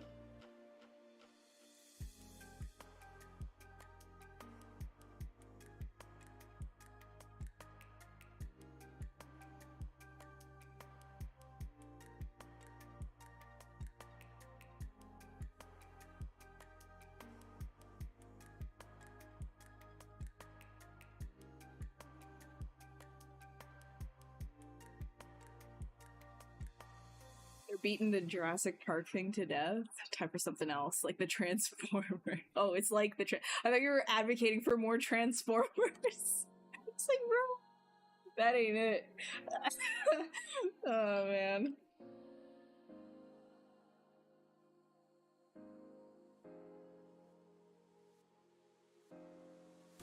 Yeah, it's one of those things where like it's kind of become one of those like one of those movies that you go to the movie theater just to get like, it's like a theme park, right? Because like films can be kind of classified into two types in a sense. Like, I mean, there's overlap obviously, but a lot of the time like blockbusters, they're just like, you go just to get eye candy, right? And so I don't think a lot of hardcore dinosaur enjoyers are the fan base specifically of Jurassic Park anymore.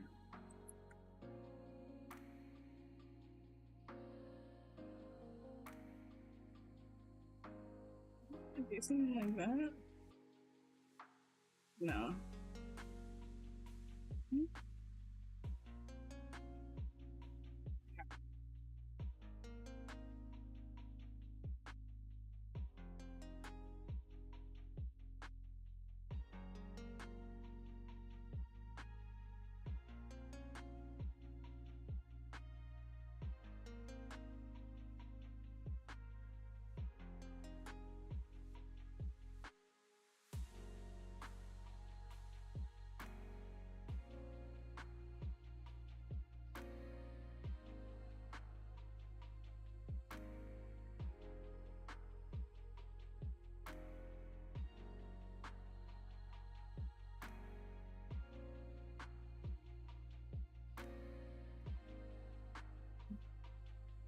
This needs to go not in the middle of the biceps. Thank you. Okay, there we go.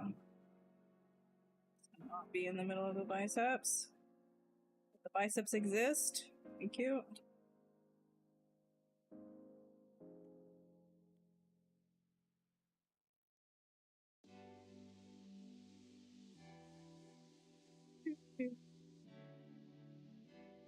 They have killed it.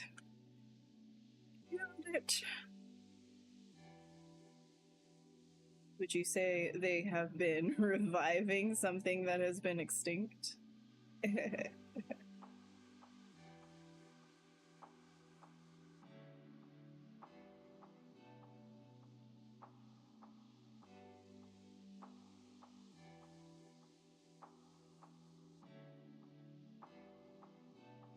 I try really hard not to get butthurt about things. Like, sometimes like I catch myself getting like annoyed because like, you know, some movie will come out, or you know what, let's even take like Squid Game for an example. Like the initial, like the heart of the show is like, it's very evident in the first season, and then it just kind of, it turns into this sort of like amalgamation of what it was and what it was even trying to say, just for the sake of continuing it.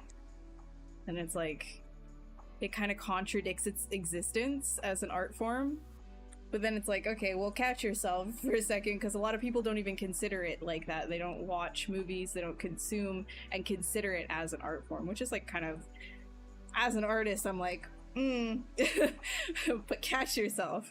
A lot of people like consider things just as like content, like, oh yeah, well, it was just cool. Like, stop critiquing everything that you're consuming, right? It's a consumption of something rather than like, I don't know. I catch myself a lot. I'm like, people are allowed to enjoy things. Maybe I just don't.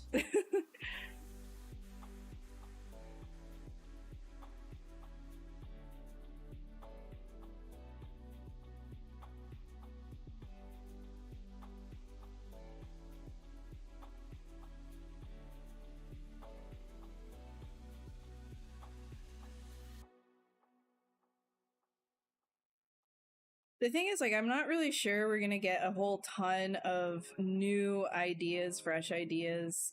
I think if you want that kind of stuff, you have to look indie, especially with games as well. Like, if you want something fresh, just because of the nature of this idea of constant growth, it's if you want like a safe bet, you're gonna do the thing that's already made you money over and over again. So if you want something fresh, you have to look indie, and that's where it's just like, you know, that's sort of like the power of the individual artist to create whatever the heck you want and put it online. It's just, are you going to be the author of it and sell it out and let it become something that it's not? Because eventually it will. Like, even if you're at the helm of it, if you're widening your audience to get as much of a return as possible, that's eventually going to dilute what your initial art was, what it was that you were trying to say, right? Like, what's the saying? Like, art for everyone is art for no one, basically. If you're trying to say something for yourself and not everybody responds to it, that's totally normal. But the thing is, to make as much money as possible, you want to make it as like appetizing and appealing to the biggest audience as possible as well. So that's where a lot of artistic voice and a lot of messaging is lost on bigger franchises after a certain, not always, but after a certain number of iterations onwards.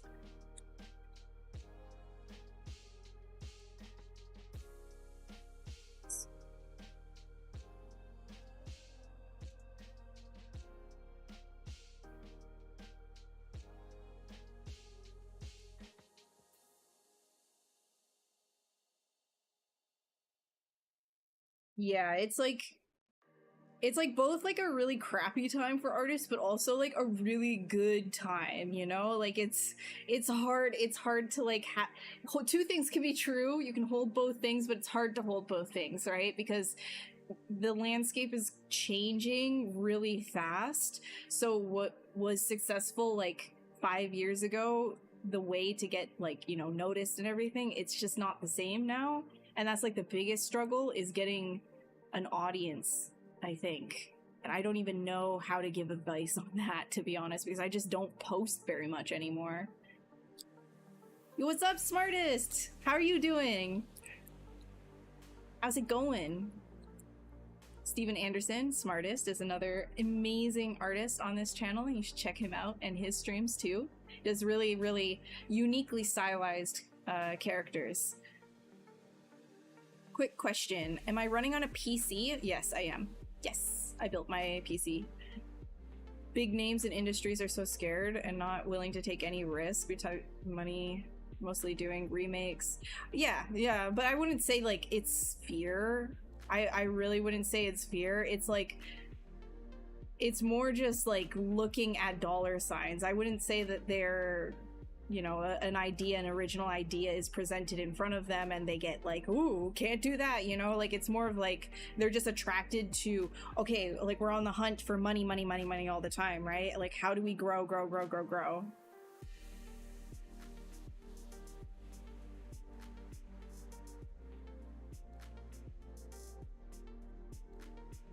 Like, I'll repeat this as many times as I need to. Money has no artistic voice. Money has no morals, right? It's all just about growth. So at the end of the day, whatever will allow the most reach and growth for a company, you know, they'll throw aside any artistic vision for that. A lot of the time,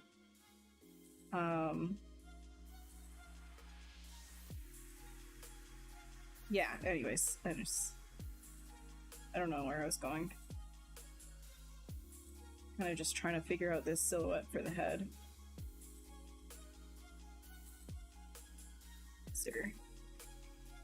Sitting at the hockey rink. Hell yeah, dude. They're doing skating lessons. Let's go. You better watch them though. Somebody's gonna like fall and smack their head and start crying. It's not gonna be good. You gotta cheer them on so they don't do that. I used to, oh my god, that reminds me, I used to skate when I was a kid too. I used to face plant so many times. It's like the sport of face planting. Like, the second you don't pay attention, they're face planting, so keep your eyes on the hockey rink, dude. What are your thoughts on diversity and inclusion in films? I mean, the fact that this is even a thing is crazy to me, right? I think it's just, it's nuts that people are so pressed.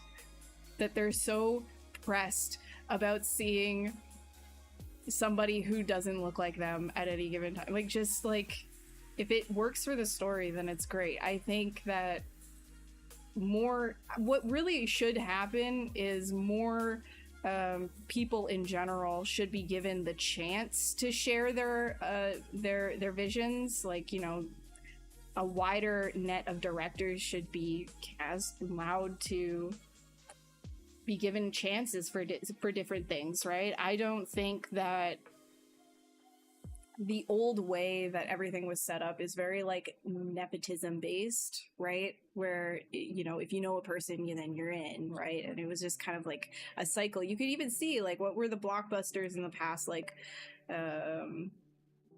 20 years. It was just like all over and over and over, like the same kind of people. Yeah, no worries. Make sure your kids don't fall.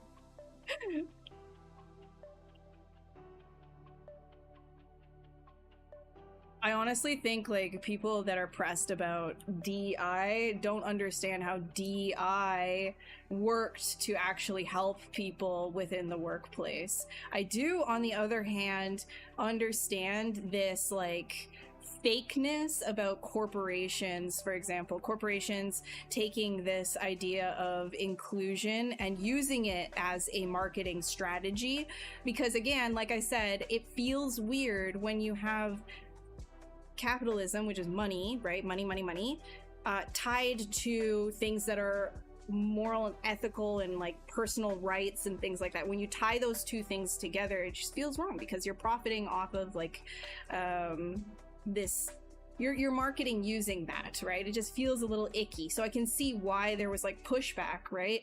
But to be pressed that there is diversity means that maybe you need to look at yourself, like maybe there's some ism going on here, right? Like some isms. There might be a little titch of some kind of an ism. So if you're pressed about that, I don't agree with you.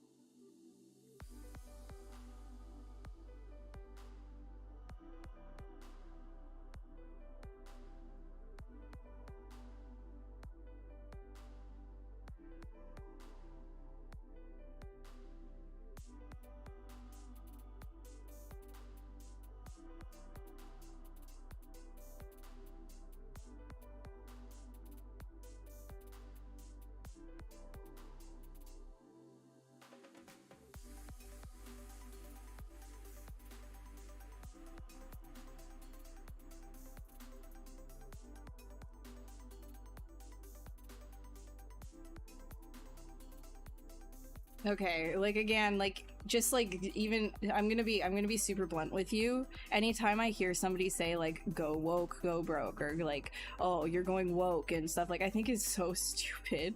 Like is so so dumb. Like again, it's like so much political rot in everyday life that it's crazy. Like certain things shouldn't be this crazy like identity war that's happening. It's wild to me how this messaging has just gotten its hold on so many people's brains and just squeezed. Like it's not about going woke and going broke. That's crazy to me. It's just about being genuine, right? Like it's not a bad thing to hire a diverse cast. It's a good thing. It's bad though when you take that and make it your entire marketing ploy and actually not being honest about, you know, and genuine about the voices that need to be heard. Like let those people speak, but don't like push it like, oh my god, it has to be you know, it has to be like this certain way or whatever the frig just to make money. Like it's just, it's good. Like DEI and stuff, like it was a good thing. It helped a lot of people. Like I was saying before, again, net positive. It's just, but even just saying DEI is like, why is like the fact that that in itself has become like this crazy political hotbed is insane to me. Again, I'm not American, okay? So I'm not coming at this from like the soup. The soup. It's just like it's just wild that one thing can be latched onto so tightly. You're like, oh my god, this is the reason why everything sucks. It's DI. Like that's crazy. That's insane. That is a lack of understanding of how things work. That's crazy.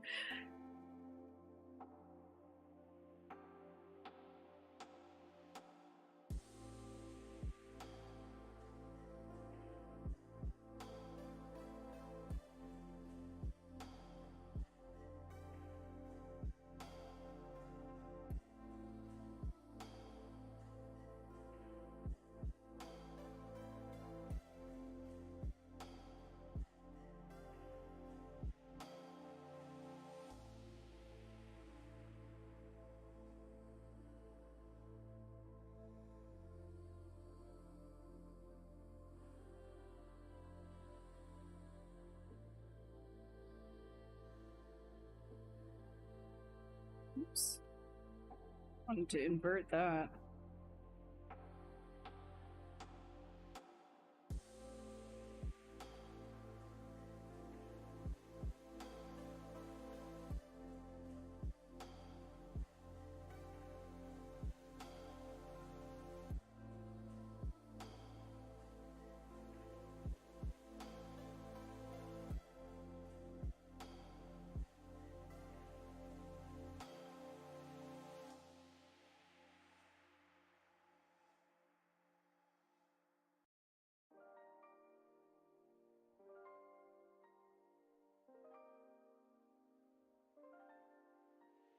Yeah, it could be some sort of like feathering or something like that. I haven't really like resolved that yet on the neck.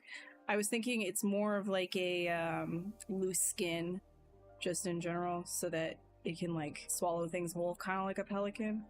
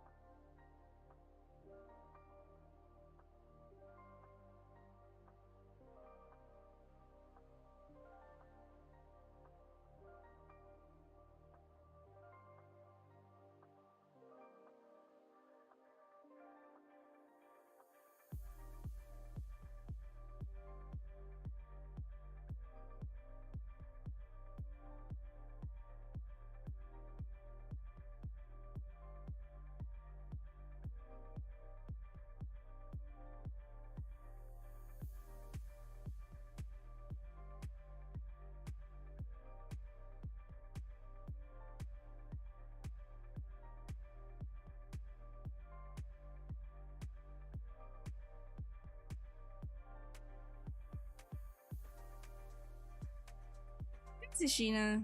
Appreciate it.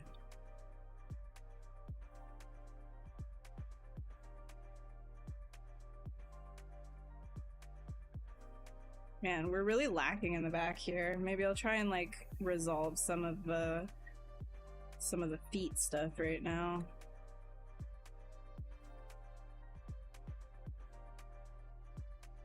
Anyways, I guess I also have to say, like, this is not my channel. This is the Pixelogic channel, or the rest in peace, the Maxon channel.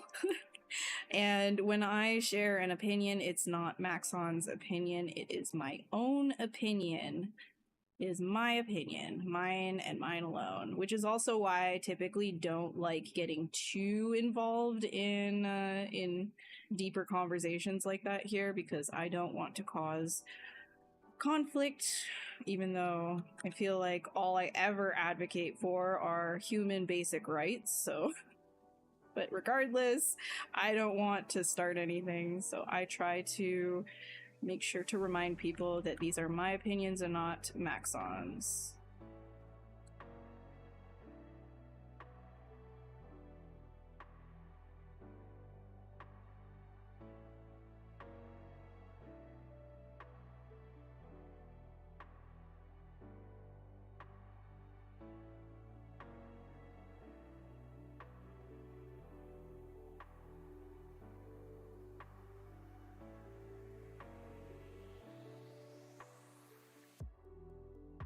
You want to like unfollow somebody for my takes, my very modest takes on things, then unfollow me. Don't bother unfollowing Maxon, because there's other artists here too. It's not just me.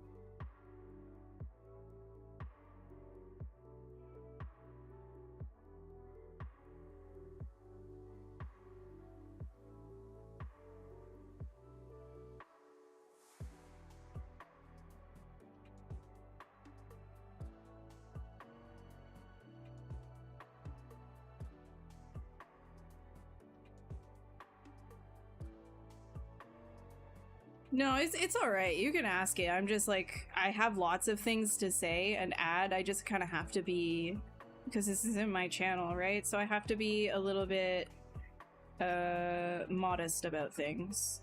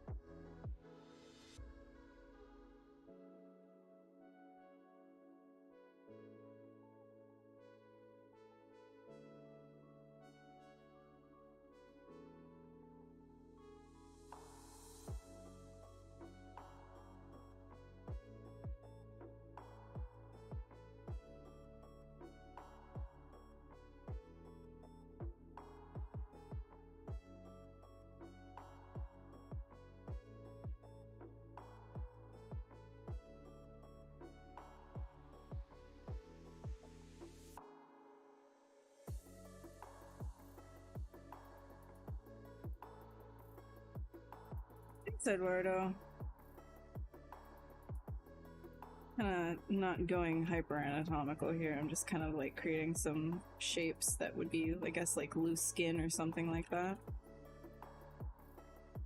Got like half an hour left.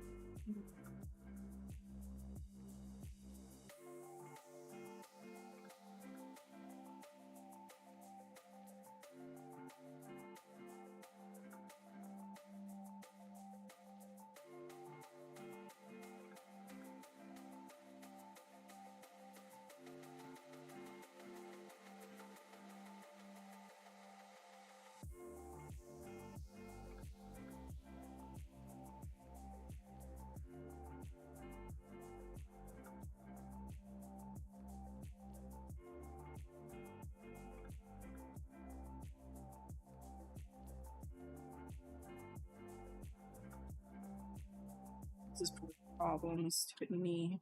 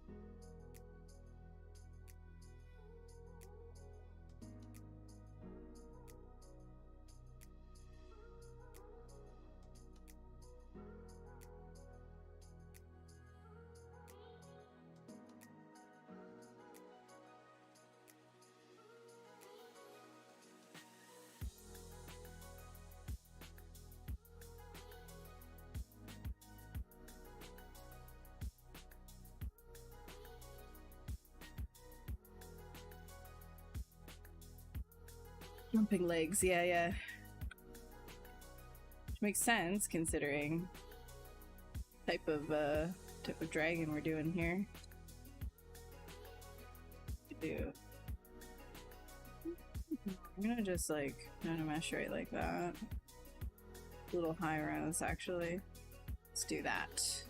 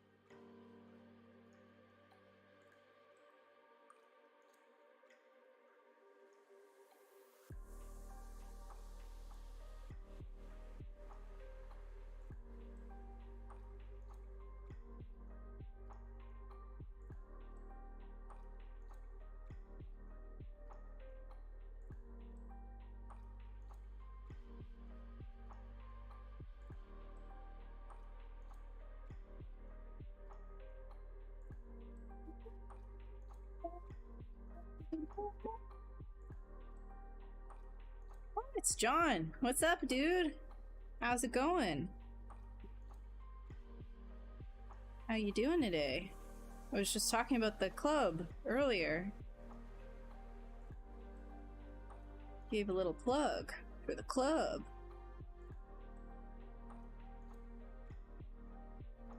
Also, if you don't know John, John is a incredibly talented both painter and sculptor.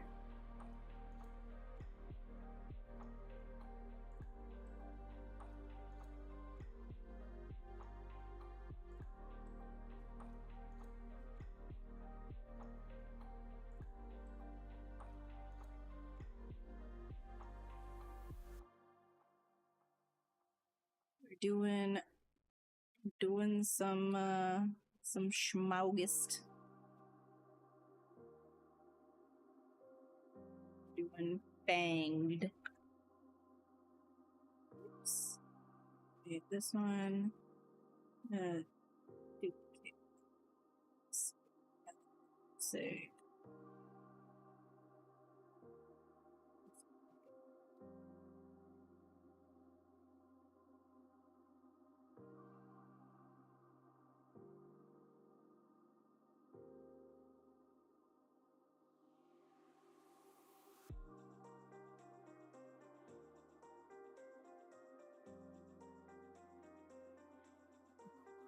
What did I do?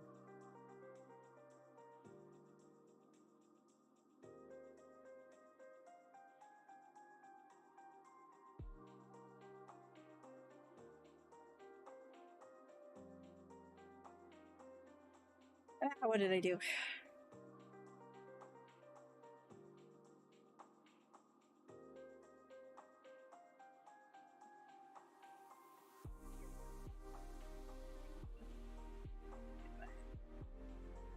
Actually, I can keep that. Keep that and do. Split it.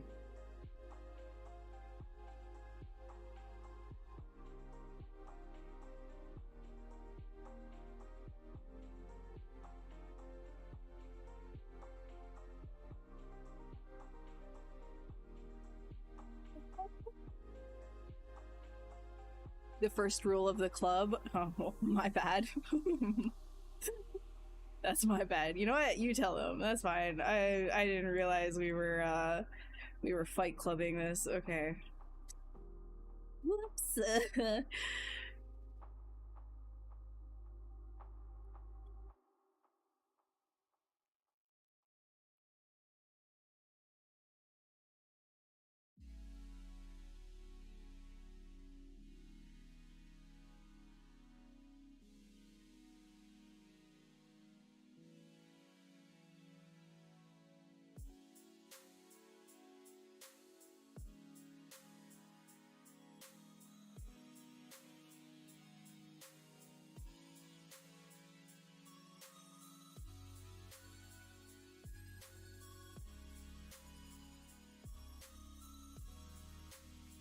I watched all oh, the new Jurassic Park. No, I was talking about that earlier. I did not see the new Jurassic Park. And the weird mutant, like, chunky thing that looks like it's from Star Wars. I did not see that one.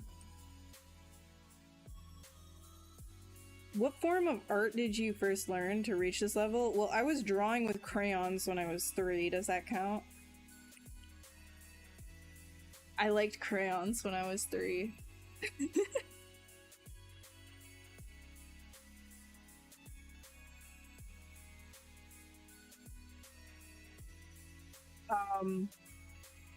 But no, I studied traditional art first, so I used to draw a lot, and then that turned into painting, and then it started, and then I went to animation school and for 2D, and then I started learning 3D on my own time while I was there, and then now I'm here doing this. Mm-hmm.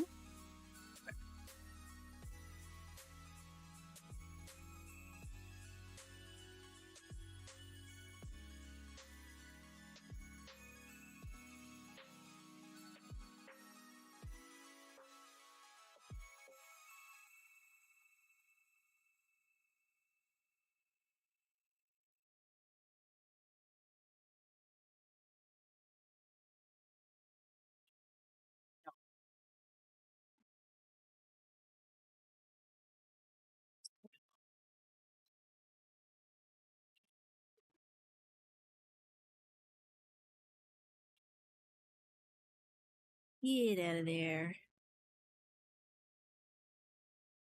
Fails. Just delete it.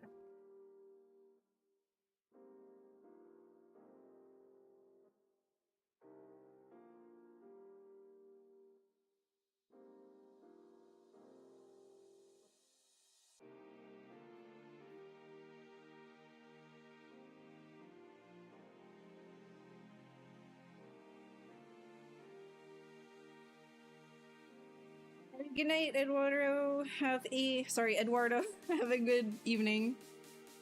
Thanks, Dinsel. The new dinos are pretty cool. Straight out of Simon Lee's design. Oh, really? Okay. Okay, so it wasn't just like that one that I saw in the trailer. Like, there's multiples.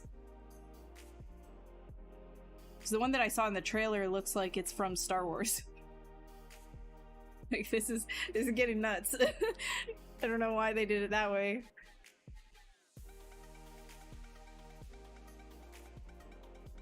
Why is this? It's doing it that way.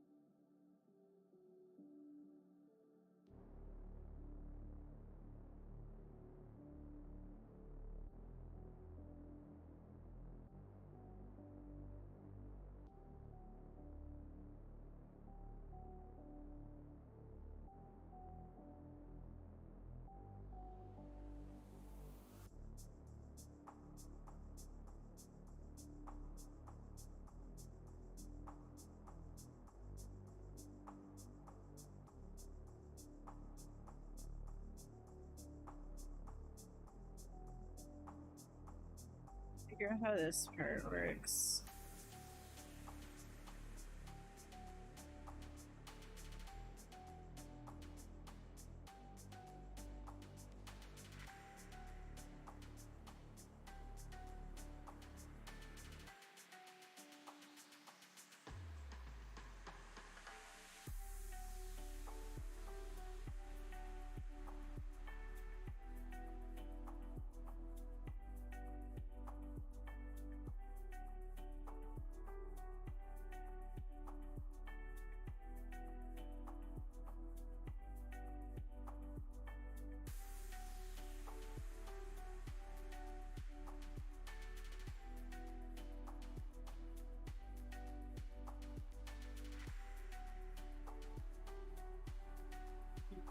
More chunky, chunkalunky.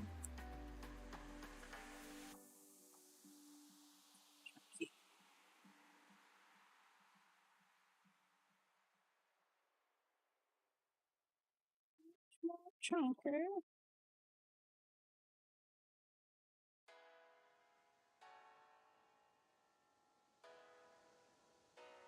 So 3D wasn't something you learned in school? No, it's pretty well self-taught. Like, well, I mean, I looked at online things, right? Like YouTube tutorials and stuff.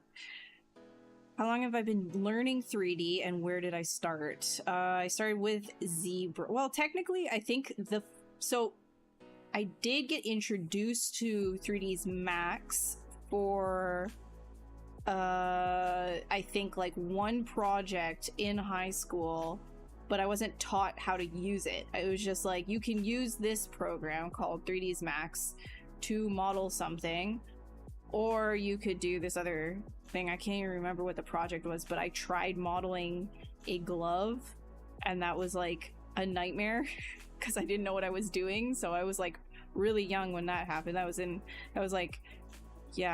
grade 10, I think. And then I was like, I kind of like this 3D stuff though, and I started box modeling a dragon. Wait, actually, I think I have it. But again, it wasn't like for school. It was just like I had the option to do it and learn it if I wanted to, and I tried it. Wait, where? You know what? I kind of want to see if I have it. Because it's really funny. Stuff. Oh yeah. Oh my god. So this is technically my very first 3D model. There it is. There she is. There she is. 3ds Max. I didn't even know how to put thickness on things. I was so confused about that. At this time, like the school that I was at was a it was a fine arts, visual arts program that I had to apply to and give like a portfolio to get into this high school. But 3D wasn't like part of the curriculum. This is just sort of like one of those things where I just started doing it for like one of my projects, and this was like it didn't do very well, but like yeah, this is like my first ever 3D model. And then I started box modeling a dragon as well. Wait, is that like showing? Yeah, in 3ds Max. This was like my second thing that I did, and I didn't know, look at this topology, I didn't know what I was doing. I just knew that if I kept like extruding things, I could start making a shape that I liked. And that to me back then was all I cared about, because I wasn't coming from like a technical way of thinking about things. I was coming from fine arts. And I was in this program and I was just like, I don't know. Even look at how 2010 dragon.max. I think this is like a yeah, so I didn't know what the heck was happening there. And then my first, so then you know, time goes by, I don't touch 3D for a while. And then in college, which I was in 2D animation, because I was like, I like 2D animating. I used to do little like animations on my DS on Flipnote Hatena and stuff. Ridiculous. But that's what I love doing, right? I love like making little flash animations and things like that. So I was like, I'm gonna be an animator. I learned pretty quickly that I didn't want to be an animator, but I still wanted to get through animation school. And then my first foray into ZBrush was because my partner, who was also my classmate at the time, he had started learning ZBrush on the side because he wanted to get into game dev. And he was taking some like extra courses that he paid for online. And I was like, what is this program that you're using? And I just started messing with it. Like, I had no idea what I was doing, and I wasn't taking like a course like he was or anything. So my first ZBrush sculpt, yeah, baby.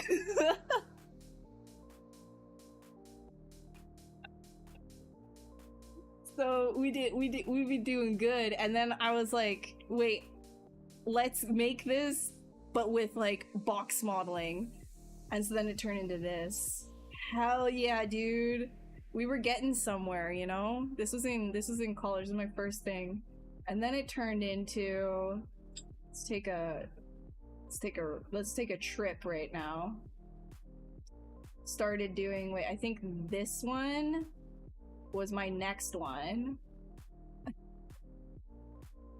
This is my next one. You can see I was at the school, or no, I was at home. I was at home on my on my TV monitor. I was using a really tiny tablet on my TV monitor. You can see the Vizio right here. It was like a TV. It was a TV that I was like hooking my crappy computer up to do this. You can even see my college room in the background. Look at that. Look at my posters in the background and everything. I'm just taking a picture of it. So again, I was like literally like I'm like a 2D artist, right? Like, just, like I didn't know what I was doing. I didn't go to school for this, right? I just started messing with it, and I knew how to draw and stuff already. Oh yeah, this was like the poly paint version of that other one. Hell yeah, brother. And then of course, your girl discovers yeah, the pictures instead of the screenshot. That's how you know. I discovered radial symmetry. Hell yeah, brother. Let's go. And then we started doing something that was a little bit more cute. Fat Kiss the cactus. Hell yeah, dude. Red wax all the way. And then I started getting a little bit more intense, where I wanted to start actually oh yeah, I learned how to stamp stuff. I learned the IMM curves. I was learning, look at this. I was learning how to do the chainmail back then. Let's freaking go. Which version is this? Can we even see? I don't even know. But this was old. Radial symmetry. Let's freaking go, dude. Hell yeah. Yeah, so that was, and then you know, I keep going and going, and now I'm here. Now I'm here.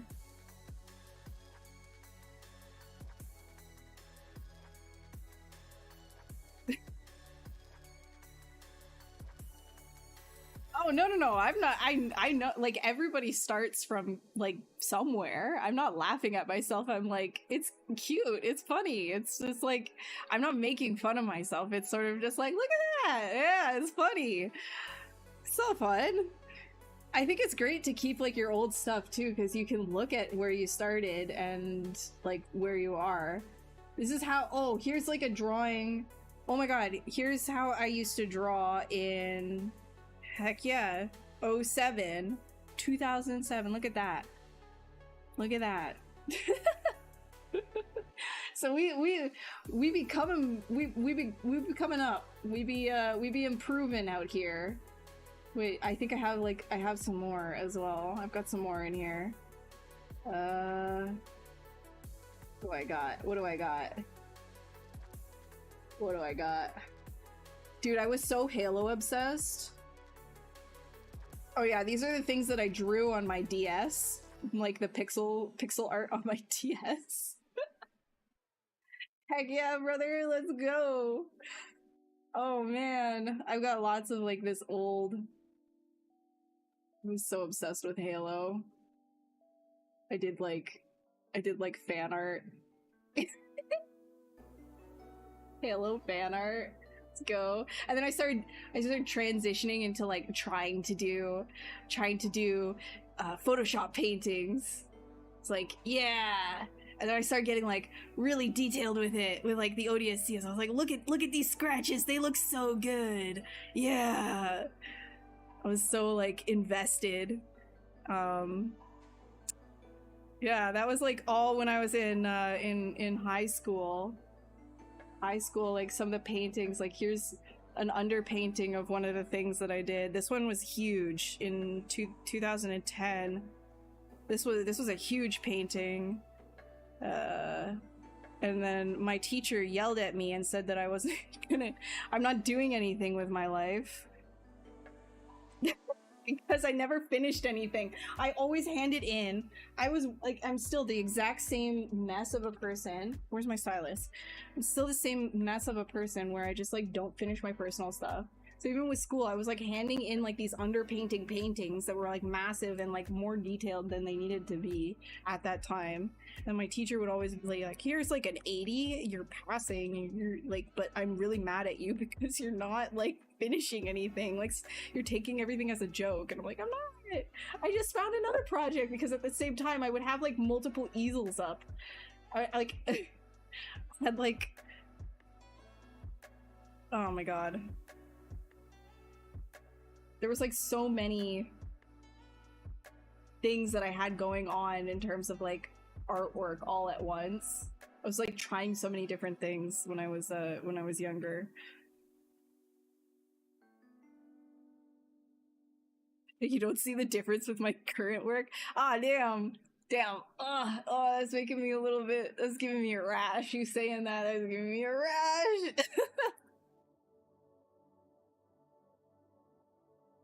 Yeah, nice to see you kept up with the nice topology workflow. Yeah. I'm still a kid at heart. I don't think I've ever really grown out of just wanting to play around with shapes and different mediums and just trying things and then getting like sidetracked by something else and jump into the next thing and then getting frustrated when I have to finish something because it's like I have another idea and I want to try this other thing. Let me be free.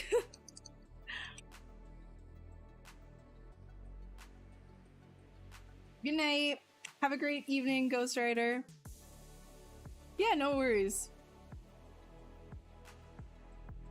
Those models give me Yu-Gi-Oh vibes, dude. Yu-Gi-Oh was awesome. I loved Yu-Gi-Oh.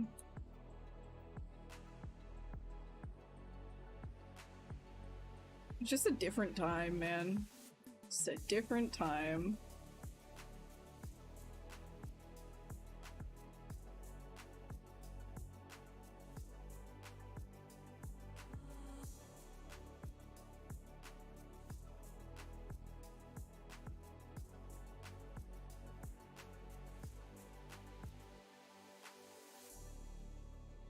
Where I was from and where would I be. Oh, thank you. I appreciate it. Yeah, talent is not like this inherent thing. You start as like wherever you are, right? You just start and then you just keep going and it'll turn into something. It'll, as long as you're consistent with it and you actually enjoy what you like, turns into something. Oh my gosh. Oh my god, I have, dude, guys, okay, jump scared to like young me, and I don't know why my smile looks like this and stuff, but you want to see my first like clay self-portrait I did? I was, I think, in grade 10 here, so jump scared to young me. It is a jump scare. This is my first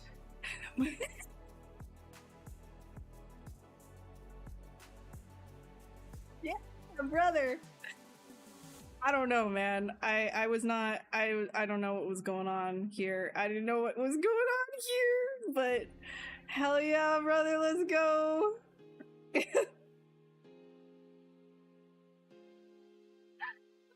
So good. That's so good. Wait, I have a better picture.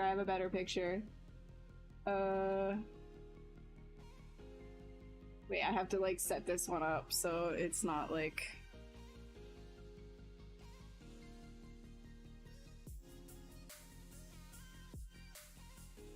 Here, I'll just take the other thing and cover, because I don't want to like show other people.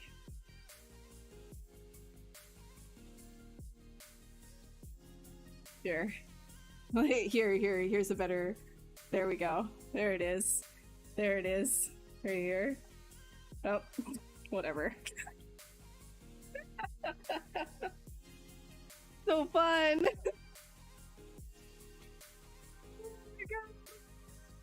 My schooling back in the day. There you go. Now you guys get to see what grandma was doing. It's like seeing grandma's pictures.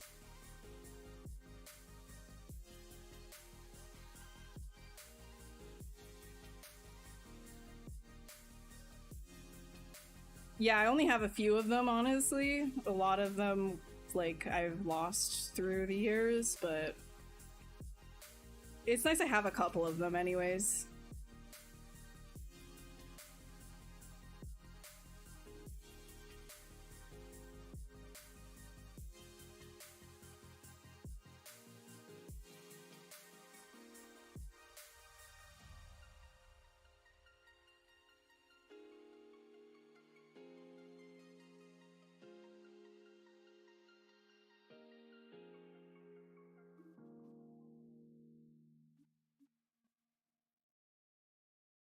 Hey, no worries. Grandma's always here to share memories with you guys. Just know that if you just keep at it.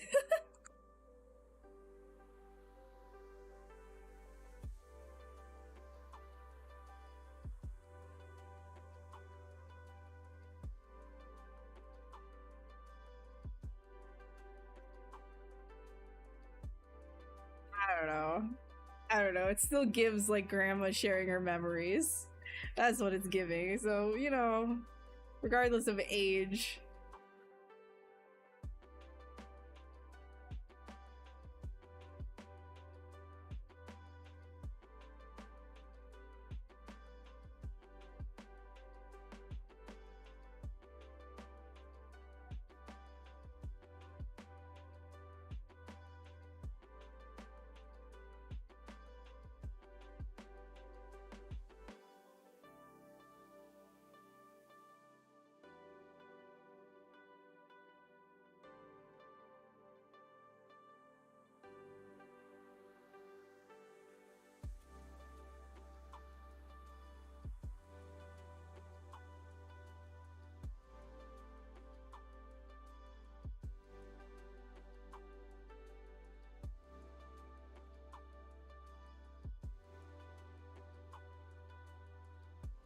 Like I think when it comes to artwork, as long as you love what you're doing, it doesn't really matter where you are in that like art journey of like being super good or whatever. You're always gonna think that you could be better. That's the thing. You're always gonna think like you know, I can be better, I can be better, I can be better.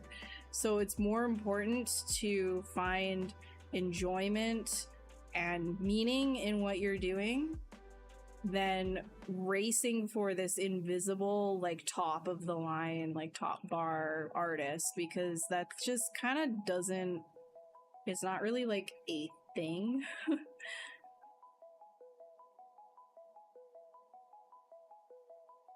Like me, like I've always just really liked doing art for the sake of just doing art. I guess I've always kind of meant to be an artist.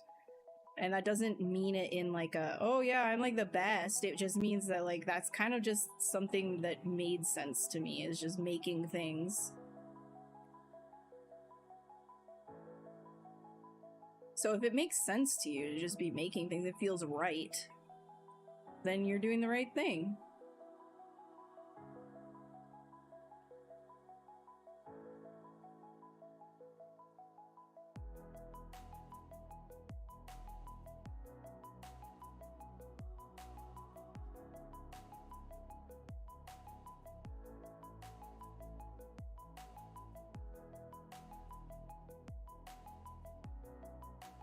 Hours. Yeah, I'll go for like 5 more minutes and then I'll cut off. I didn't want like the end of the stream to be like memories.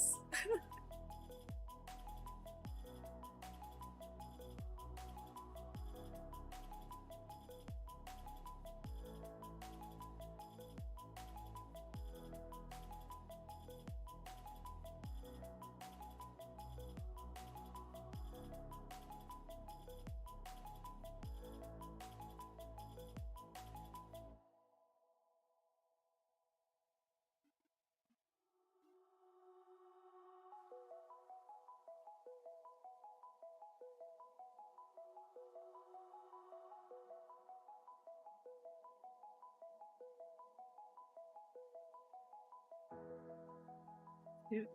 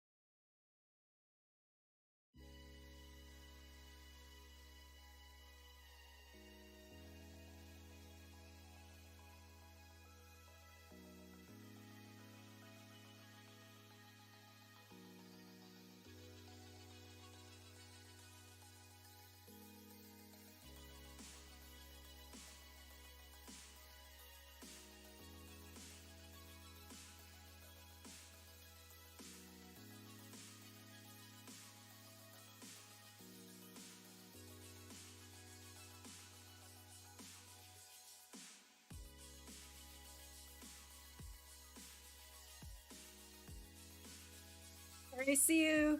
John, thanks for stopping by. Appreciate ya. Hope you have a good rest of your day, too. Really late for me. It's like 10 p.m. But you know me. I just, like, don't have a healthy sleep schedule.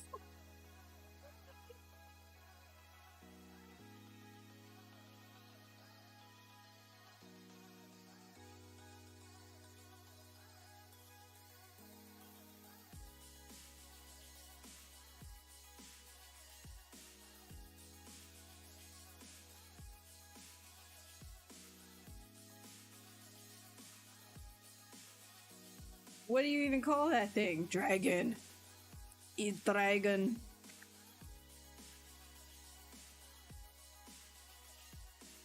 Here be dragons.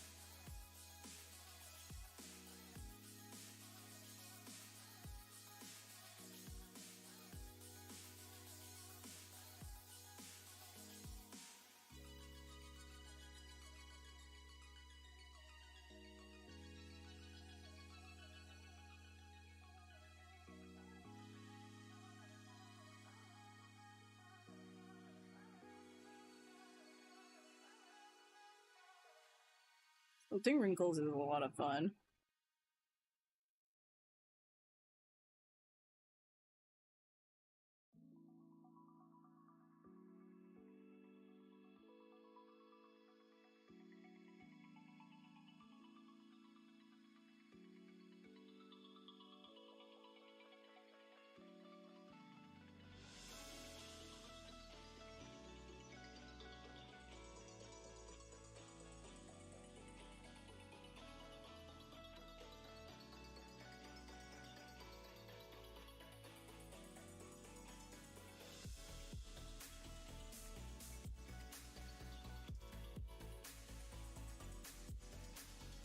Am I afraid of AI? I'm not afraid of it. Like, I don't see an AI thing and go,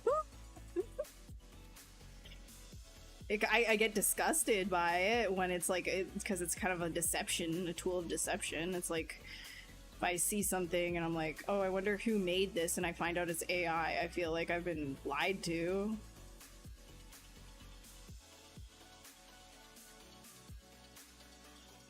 I don't get afraid by it though, like it doesn't scare me. It's not like a spooky, scary skeleton. The ethics of it also suck balls, but you know. You know.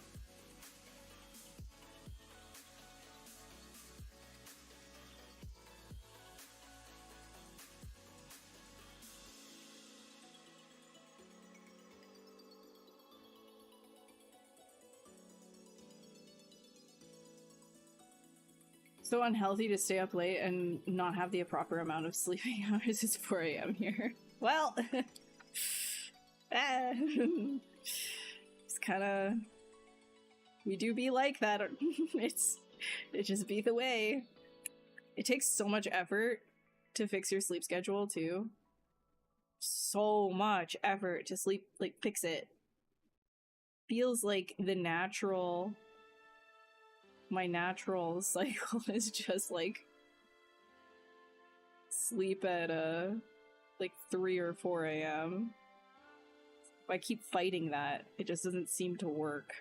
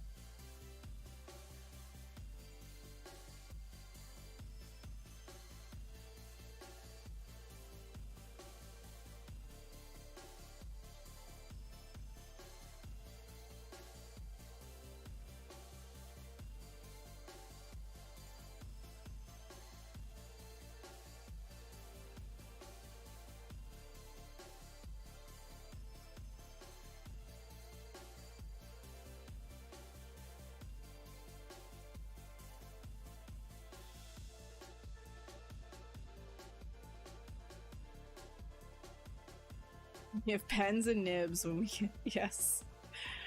Yeah, it's not good though. You really should try, but damn, it do be hard.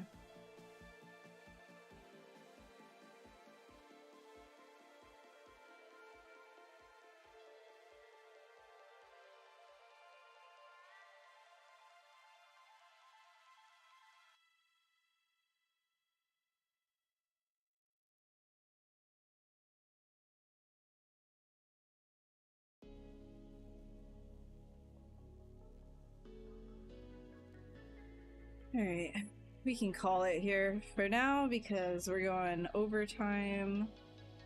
Just quickly save this guy. Oh my god, you're still here, John. You're still here. I thought you were leaving. What are you doing? Okay, here, wait, let me just quickly do a little... Let me just...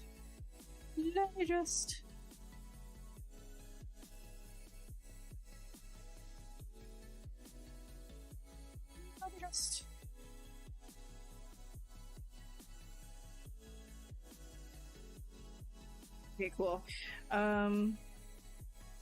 Let's put this guy around town.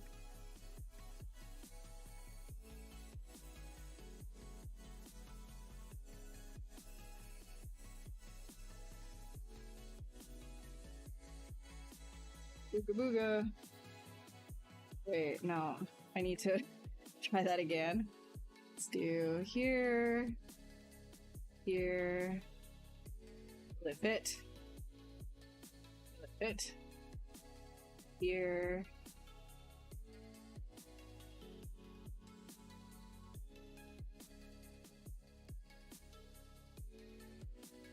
Kinda fits. That's okay. That's what you get. All right. Thank you guys so much for hanging out. I will, where is my stuff? Share with you my Linkerinos. Here you all are. Or if you don't see the chat, then it's right here, acubed.art/links. That's all my stuff. So I post anytime that I'm going to be going live if you're, wanting to catch my next stream.